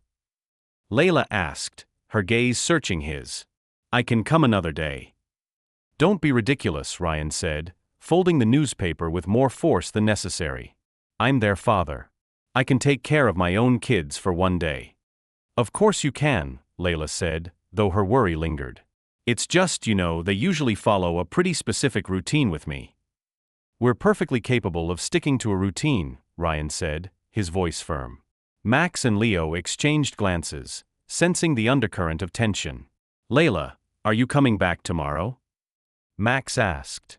"Of course I am," she said, kneeling again. "It's just one day. I'll be back tomorrow with news from Grandma Rosa. Promise." "Promise." Leo pressed. "I promise," she said, kissing their foreheads. "And you two promise to be good for Dad." "We promise," they said in unison, though their enthusiasm was muted.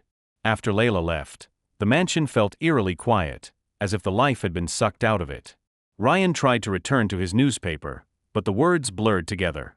Max and Leo sat on the couch, staring at the door as if willing Layla to reappear. "Well," Ryan said, setting the paper aside, "what do you guys want to do today?" "Play with Layla," Max said automatically. "She's not here," Ryan said, keeping his tone patient. "What else?" "I don't know," Leo said with a shrug, his voice flat. Ryan sighed. "How did Layla make it look so easy? How about we watch some TV?" "Layla says too much TV makes your brain melt," Max replied. "How about we read a book?" "Layla does funny voices when she reads," Leo said. "Do you know how to do voices?" "Not exactly," Ryan admitted, feeling a pang of inadequacy. The hours dragged on, each activity a small disaster. Painting ended with a table covered in splattered colors. Cooking produced a batch of burnt cookies that tasted like charcoal.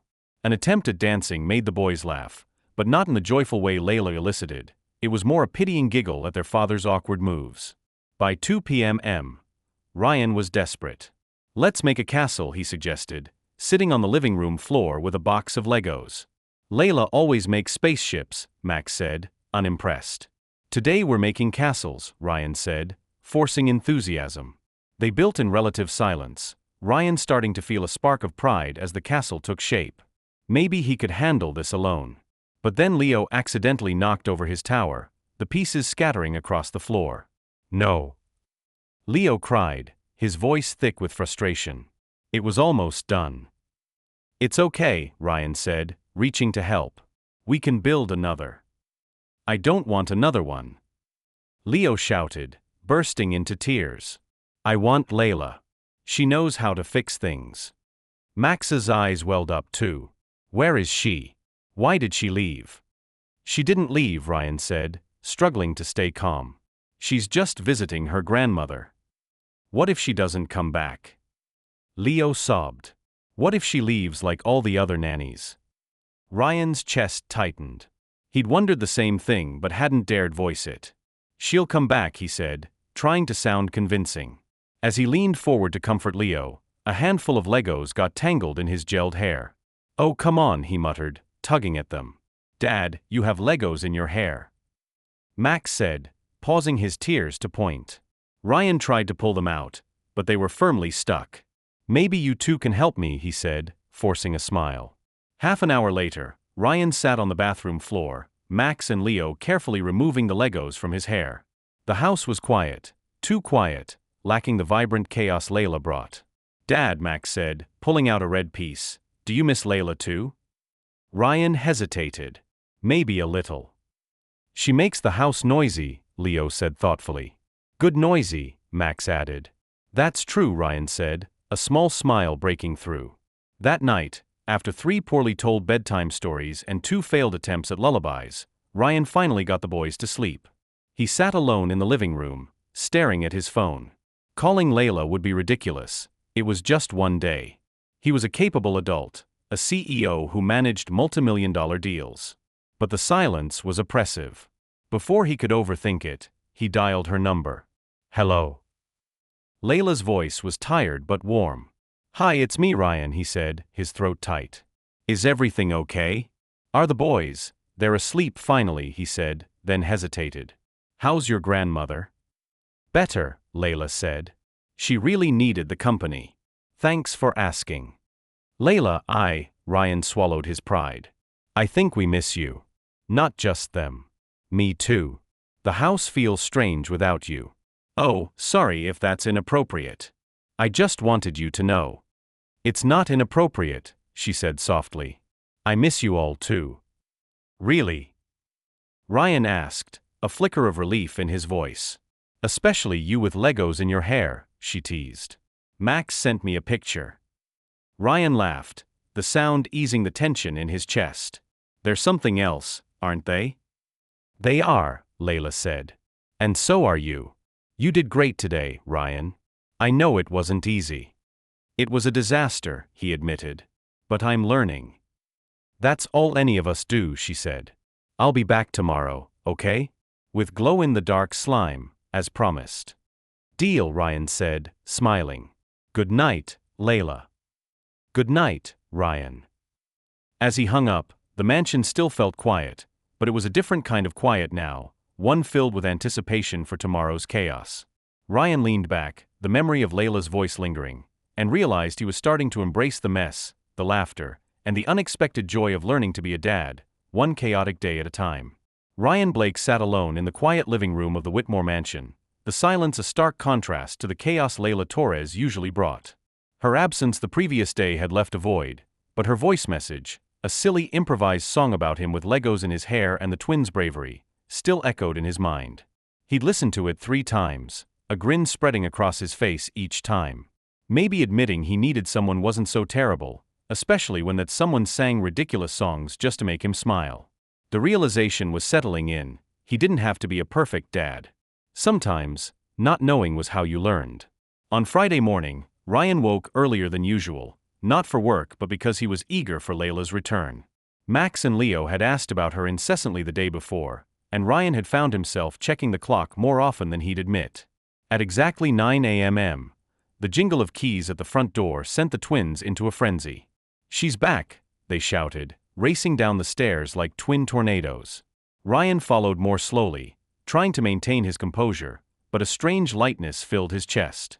Layla burst in, carrying 2 colorful shopping bags and a small suitcase, her bright yellow blouse and jeans adorned with embroidered flower patches. Her socks, true to form, featured pink flamingos. My favorite family, she exclaimed, dropping her bags to hug Max and Leo, who clung to her like she'd been gone for months. Did you miss me? She asked, ruffling their hair. So much, the boys shouted in unison. And you, Coffee Baron? She asked, glancing at Ryan with a teasing smile. How was your solo parenting experience?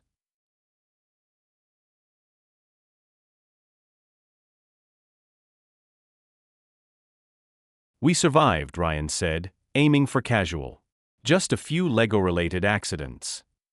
I saw the pictures, Layla laughed. Very stylish. Confused construction worker look. Layla, what did you bring?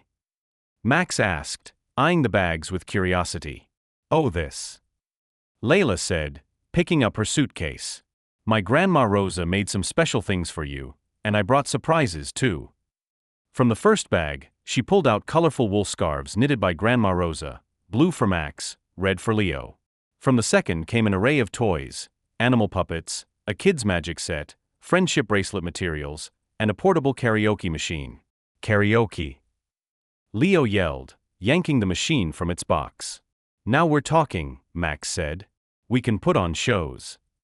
Speaking of shows, Layla said, her eyes glinting mischievously, how about we organize a talent show right here, right now? Yes, the twins shouted, bouncing with excitement. Ryan, who'd been sipping coffee and watching the scene unfold, tried to slip away. Well, I have a few calls to make. Nope, Layla said, catching his arm. You're our official judge. Judge. Ryan repeated, raising an eyebrow. Every talent show needs a judge, Layla said, and you have the perfect face for it. What face? Ryan asked, feigning offense. That grumpy critic face who takes everything way too seriously, she teased. Max and Leo laughed. It's true, Dad, Max said. You do look like a strict judge. Thanks for the honesty, Ryan muttered, though a smile tugged at his lips. 20 minutes later, the living room was a makeshift theater. Layla had arranged chairs in rows, set up a stage using a colorful rug, and made signs with the performers' names in crayon. Ryan sat front and center in a large chair, holding a notepad and pen. Now, Mr. Serious Judge, Layla instructed, you'll give scores from 1 to 10 for each act, and no giving everyone a 10 just to be nice. I'd never give a 10 just to be nice, Ryan said, adopting a mock-stern tone. Exactly. That's why you're perfect for the job. The first act was Max performing magic tricks. He made a scarf disappear, it fell behind him, turned a coin into the same coin, and attempted to pull a rabbit from a hat, only to produce one of the new puppets. Score? Layla asked, playing announcer. Ryan put on a serious face. 8. Good effort, but the rabbit should have been real. Max laughed and took a dramatic bow. The second act was Leo singing a song he'd made up about his stuffed dinosaur, with lyrics like, Rex is really cool, eats plants and follows rules, and dinosaurs are fun, especially the friendly ones. 9, Ryan announced. Original composition, strong performance. Leo did a victory dance. The third act was Layla attempting to make the flamingos on her socks dance, with exaggerated foot movements. She tripped and fell onto the couch, laughing. 7, Ryan said, stifling a chuckle. Points off for coordination, but creativity was impressive. Harsh judge, Layla muttered, pretending to be insulted. Then came the grand finale. And now, Layla announced, a special performance by the Whitmore brothers, with a surprise guest, me. Max and Leo took the stage with the karaoke machine, Layla standing just behind them. This song, Max said seriously, is about our family and someone really special. Leo nodded. Yeah, someone special. They began singing a simple, improvised tune, their small voices earnest and clear. Daddy works a lot, but he's nice when he takes a break. Max and Leo are brothers who like to have fun. Our house was really quiet until someone showed up who makes us laugh and never wants to leave. Layla is our nanny, but she's more than that. She takes care of our hearts, and that's worth a lot. She's kind of like a mom of the heart, who came to stay and became part of our family. The room fell silent, the weight of their words settling over everyone. Ryan felt his throat tighten, a wave of emotion stirring in his chest. He looked at Layla and saw tears glistening in her eyes, her hands covering her mouth as she tried to hold back her feelings. Mom of the heart, Max repeated, looking at her with wide, hopeful eyes. If you want to be, Leo added quickly. We know you're not our real mom, but do you have room in your heart for a borrowed mom? Layla's voice shook as she knelt to their level. Of course, she said, pulling them into a hug. Of course I do. The twins threw their arms around her, their laughter mixing with happy tears. Ryan watched, his heart swelling as he processed the scene. Layla had become more than a nanny. She was a vital part of their lives, filling a void he hadn't realized was so deep. The boy's words, so simple yet profound, echoed his own unspoken feelings. And the score, Mr. Judge? Max asked, still clinging to Layla. Ryan cleared his throat, his voice thick. 10, he said quietly. Definitely a 10. Layla looked at him over the boys' heads, their eyes meeting in a moment of shared understanding. Something unspoken passed between them, a recognition of the bond forming, not just with the twins but between them. Ryan, she said softly, her voice barely audible. He rose from the armchair and walked over, hesitating only a moment before Layla opened her arm to include him in the hug. He joined them, wrapping his arms around his sons and Layla, feeling the warmth of their makeshift family. For the first time in years, the mansion felt truly alive, not with chaos or noise, but with love. The rest of the day was a blur of laughter and creativity. Layla led the twins in making friendship bracelets, each one woven with bright threads and beads. Max made one for Layla with blue and yellow beads, insisting it matched her sunny personality. Leo crafted a red and gold one for Ryan, declaring it fit for a sun warrior. Even Lady Margaret, who had been quietly observing from the sidelines, accepted a purple bracelet from Layla, her usual stern demeanor softening. That evening, as the twins prepared for bed, Ryan found Layla in the kitchen, washing dishes from their latest baking adventure, glow-in-the-dark cupcakes that were more glow than cake. "You're a miracle worker," he said, leaning against the counter. Layla laughed, flicking soap suds at him. "Just doing my job, Coffee Baron." "Your job includes singing songs about Legos in my hair," he teased. "That's a bonus," she said, winking. "Free of charge." Ryan watched her, the ease of her movements, the way she made everything feel lighter. "Layla, what you did today, with the talent show, the song, it meant a lot to them. To me." She paused, drying her hands on a towel. "They're special kids, Ryan. And you're a special dad, even if you don't always see it." "I'm trying," he said, his voice quiet. "I'm learning." "That's all it takes," she said, her eyes warm. "One day at a time." As the mansion settled into a peaceful quiet, Ryan realized that Layla had done more than bring chaos and laughter. She brought hope, connection, and a reminder that family wasn't about perfection. It was about showing up, even when you didn't have all the answers. With Layla by their side, the Whitmore mansion was no longer just a house. It was a home, filled with the promise of new songs, new messes, and a future where they could all learn to be a little more human together. In the warmth of the group hug, Ryan Blake felt something shift inside him, a breaking and healing all at once. His arms wrapped around his sons, Max and Leo, and Layla Torres, the nanny who had become so much more. He couldn't let go, not yet. The moment was too precious, too full of a love he hadn't felt since his wife's passing. "Thank you," he whispered into Layla's ear, his voice thick with emotion. "For what?" she asked, her voice soft against the chaos of the twins' giggles. "For bringing us back to life," he said, his words barely audible but heavy with truth. Layla tightened her embrace, and in that instant, Ryan understood what he'd been denying for weeks. It wasn't just gratitude he felt for Layla, it was love. For the first time since his loss, the thought didn't terrify him. It felt right, like puzzle pieces finally clicking into place. "Hey," Max said, still nestled in the hug, "now that we're an official family, can we make slime in Dad's office?"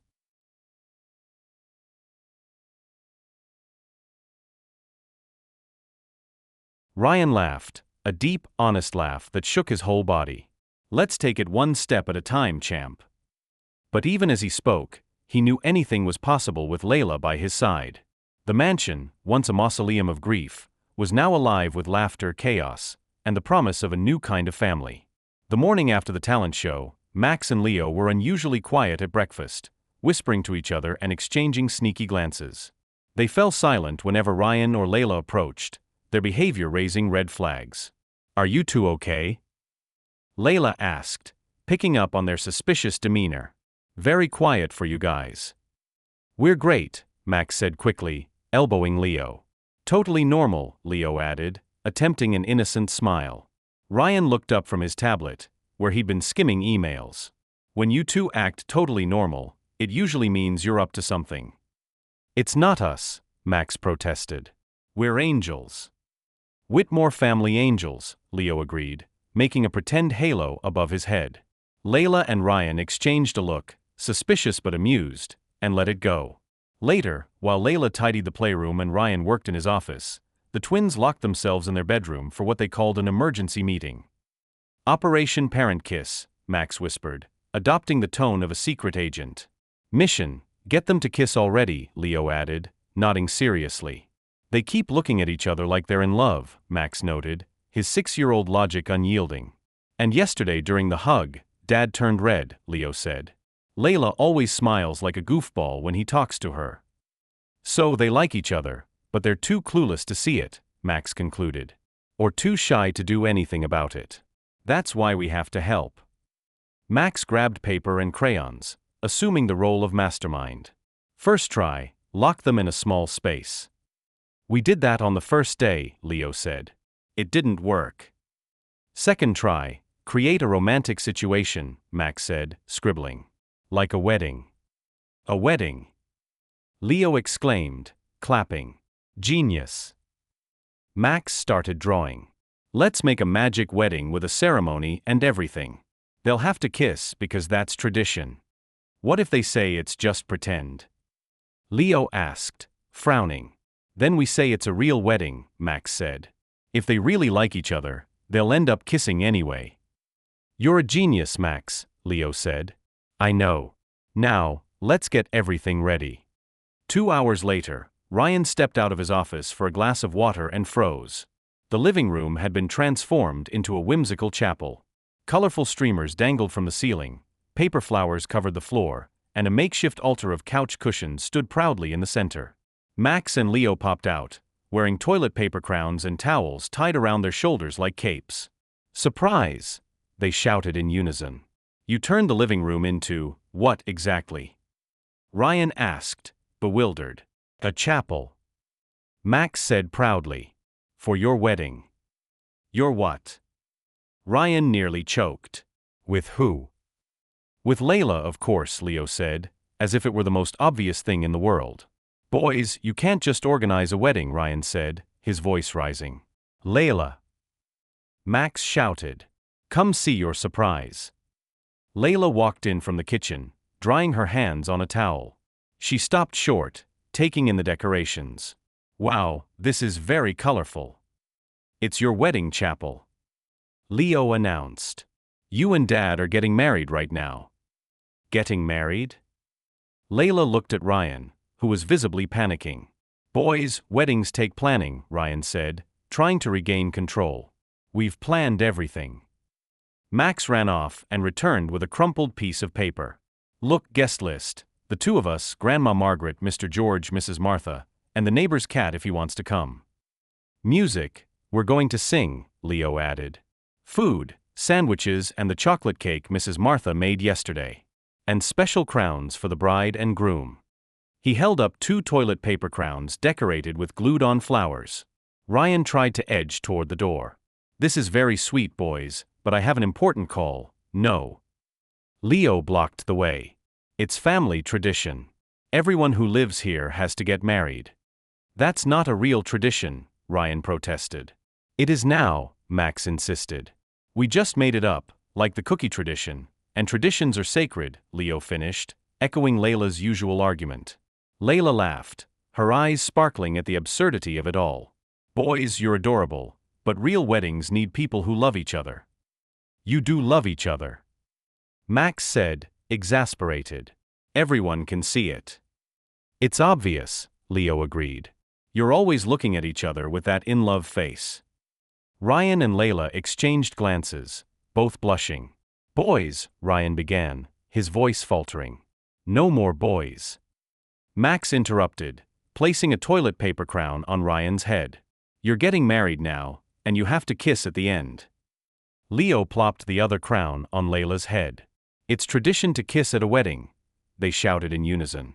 Somehow, Ryan and Layla found themselves standing before the pillow altar, wearing ridiculous crowns, while Max officiated, reading from his scribbled paper. Dearly gathered, he began solemnly, we're here to marry Daddy Ryan to Mommy Layla. Mommy Layla, she repeated, surprised. Heart Mom, remember? Leo winked. Do you promise to love each other forever and make lots of slime together? Max continued. Boys, this is ridiculous, Ryan said, his voice strained.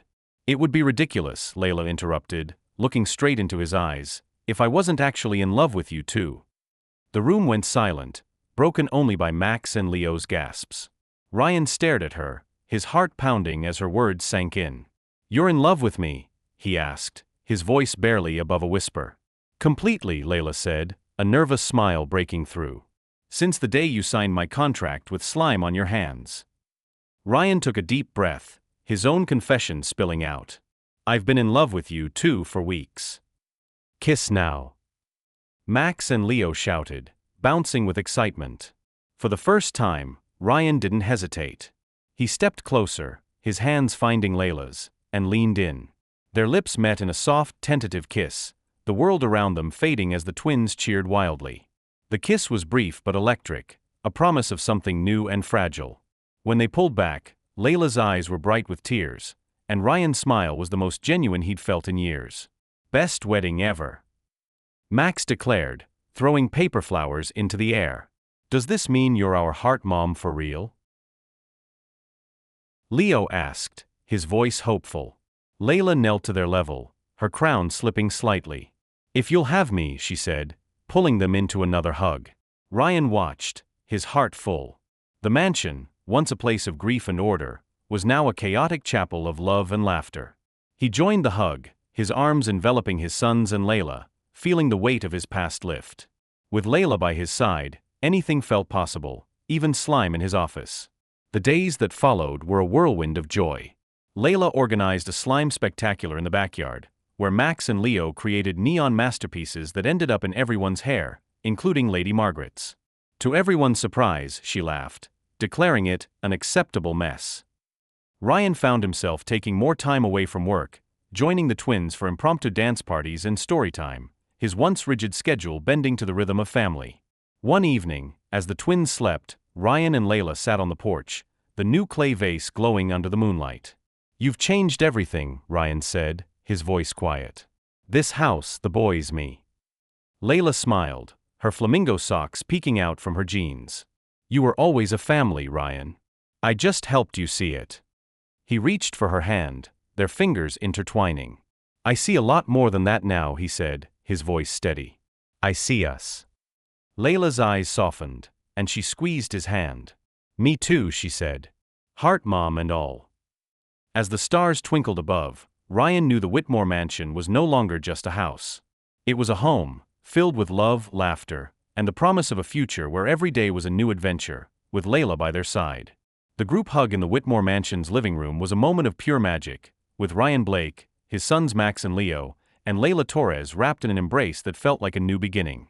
As Ryan held them close, his hands cupping Layla's face, he leaned in and kissed her, a gentle, heartfelt kiss that carried the weight of their shared journey through chaos, laughter, and love. It spoke of family, second chances, and a love found amidst spilled juice, temporary tattoos, and pirate ships. Max and Leo, caught up in the excitement, tossed confetti from hidden plastic bags, shouting, "Long live the bride and groom. We did it. Now we're a real family." When Ryan and Layla pulled apart, they were covered in colorful paper, grinning like teenagers. "So," Ryan said, brushing confetti from his hair, "I guess we just got married in a ceremony officiated by two 6-year-olds with toilet paper crowns." "And confetti rain," Layla added, laughing. "The silliest wedding in history." "And the most perfect," Ryan said, kissing her again, softer this time, as the twins cheered. "Mission accomplished," Max whispered to Leo. "We're the best cupids in the world," Leo agreed, high-fiving his brother. For the first time in a long while, the Whitmore mansion felt complete, not just a house, but a home filled with love, laughter, and the promise of a future together. 3 weeks later, Ryan was more nervous than he'd ever been, even at high-stakes business meetings. He'd been secretly plotting with Max and Leo on what they dubbed Operation Real Wedding. According to the unyielding logic of 6-year-olds, a wedding with toilet paper crowns didn't officially count. Over breakfast, while Layla was in the kitchen, Max leaned in and whispered, "Dad, did you buy the ring yet?" Ryan patted his jacket pocket. "Yes," he whispered back, glancing toward the kitchen to ensure Layla couldn't hear. "And did you prepare the romantic speech?" Leo asked, his eyes wide with anticipation. "I tried," Ryan admitted, running a hand through his hair. "But you know I'm not great with pretty words." "It doesn't have to be pretty," Max said wisely. "It just has to be true." "What if she says no?" Ryan asked, his voice betraying his anxiety. "Dad," Leo said, rolling his eyes, "she already said she loves you, and you've kissed a bunch of times." "And she lets you make slime in your office," Max added. "That's true love." Ryan chuckled, their confidence bolstering his own. That afternoon, he set his plan in motion, inviting Layla for a picnic in the backyard under the pretense of testing new sandwich recipes with the boys. When she saw him emerge in a flawless navy blue suit paired with brightly colored flip-flops, she raised an eyebrow. "That's an odd outfit for a picnic," she said, grinning. "The boys said it was mandatory," Ryan explained, a little embarrassed. "Of course they did," Layla laughed. "And where are they?" "Getting the surprise ready," Ryan said, trying to keep his voice steady. The backyard was a blend of elegance and Whitmore family chaos. Ryan had ordered a professional arrangement of real flowers, but the twins had added their own touch, crayon-drawn pictures hanging from the trees. Classical music played softly, occasionally interrupted by giggles from inside the house. "Ryan, what's going on?" Layla asked, her suspicion growing. "Have a seat," he said, gesturing to a chair decorated with colorful ribbons. Layla sat, her curiosity piqued. Suddenly, Max and Leo burst out the back door, followed by Lady Margaret, George the house manager, Martha the cook, and 10 neighborhood kids forming an impromptu choir. "Surprise!" they shouted in unison. "What?" Layla exclaimed, looking around, bewildered. Ryan took a deep breath and dropped to one knee in the grass, pulling a small velvet box from his pocket. "Layla Torres," he began, his voice trembling, "you came into our lives like a colorful hurricane and turned everything upside down." "Ryan," Layla said, covering her mouth, her eyes wide. "You taught me it's okay to laugh at our messes, that slime can fix almost anything, and that a family doesn't have to be perfect, Ryan continued, his voice steadying. Max and Leo stood beside him, their faces glowing with excitement. "Will you marry me? For real this time, with paperwork and everything, and become our official mom? Forever and ever." Leo added, bouncing on his toes. Layla looked at the ring, a simple beautiful solitaire, then at Ryan kneeling in flip-flops, the eager twins, and the makeshift choir. "This is completely crazy," she said, laughing through tears. "It is," Ryan agreed, his smile nervous but hopeful. "And you've all been plotting behind my back for weeks," she said, glancing at the twins. "Guilty," Leo admitted, grinning. "And you're proposing in the backyard in flip-flops in front of a kids' choir," Layla said, her voice teasing. "All true," Ryan said, his eyes locked on hers. Layla stood, her decision clear. "Then my answer is yes," she shouted, leaping into Ryan's arms and knocking them both into the grass. The children's choir erupted in cheers, Lady Margaret clapped with refined grace, and George and Martha grinned broadly. Ryan slipped the ring onto Layla's finger as they lay in the grass, both laughing uncontrollably.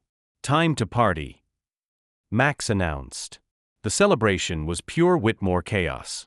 The centerpiece was a cake made of stacked marshmallows held together with melted chocolate, a creation only 6-year-olds could dream up. The kids' choir sang an off-key rendition of "Can't Help Falling in Love," which they'd secretly rehearsed. George surprised everyone by pulling out a guitar, strumming along, while Lady Margaret, in a shocking turn, danced with Leo, her tweed skirt swaying. "Mr. and Mrs. Whitmore," said Mr. Peterson, their retired neighbor and last-minute officiant, "you may kiss." Ryan and Layla kissed, officially as fiancés, but Layla tripped over the microphone cord, nearly toppling the marshmallow cake. "Classic," Max shouted, clapping. "Our new mom is still the clumsiest," Leo laughed. "And that's why we love her," Ryan said, holding her tight. Hours later, after the guests had left and the twins had collapsed from excitement, Ryan and Layla found themselves in the living room, dancing barefoot to soft music. The remnants of the chaotic party, marshmallow crumbs, paper flowers, and a stray flip-flop, surrounded them. "Mrs. Whitmore," Ryan whispered in her ear, "how does it feel to officially be part of this madness?" "Like I've come home," Layla answered, resting her head on his chest. "Ryan," she said after a moment, "thank you for letting me ruin your neat little life." He pulled her closer, smiling. "Thank you for showing me that chaos can be beautiful, that slime solves almost anything, that marshmallows count as a food group, and that families are built with love, not planning." "You think we're going to make it, this whole family thing?" Layla asked, her voice soft. "We'll mess up a few things along the way," Ryan said. "There'll be tough days, no doubt. And the boys will come up with even crazier stuff, for sure. But there'll be lots of love, lots of laughter," Layla added, her eyes twinkling. "A lot," Ryan agreed, their foreheads touching as they swayed. Upstairs, the drone Max had insisted on flying during the party was still recording, capturing the moment, Ryan and Layla dancing slowly, surrounded by the remains of the most chaotic and perfect party in Seattle. The Whitmore mansion, once a place of grief and order, was now a home filled with love, laughter, and the promise of a future where every day was a new adventure. The weeks that followed were a whirlwind of planning and joy. Ryan and Layla began organizing a real wedding, this time with actual paperwork, though the twins insisted on contributing their own flair. Suggestions like a slime fountain and a marshmallow bouquet were politely declined. Lady Margaret, surprisingly, became Layla's ally, offering advice on venues and even suggesting a florist, her approval of Layla now unwavering. One evening, as Ryan and Layla sat on the porch, the twins asleep upstairs, they reflected on their journey. "I never thought I'd find this again," Ryan said, his hand entwined with hers. "A family, a home, you." Layla squeezed his hand. "I came here to be a nanny, not to fall in love. But you and those boys, you made it impossible not to." Ryan smiled, his heart full. "Here's to more chaos, more love, and more of us." As the stars shone above, the Whitmore mansion stood as a testament to their story, a place where love was built not on perfection but on the beautiful mess of family, confetti, and a promise to face every day together, flip-flops and all.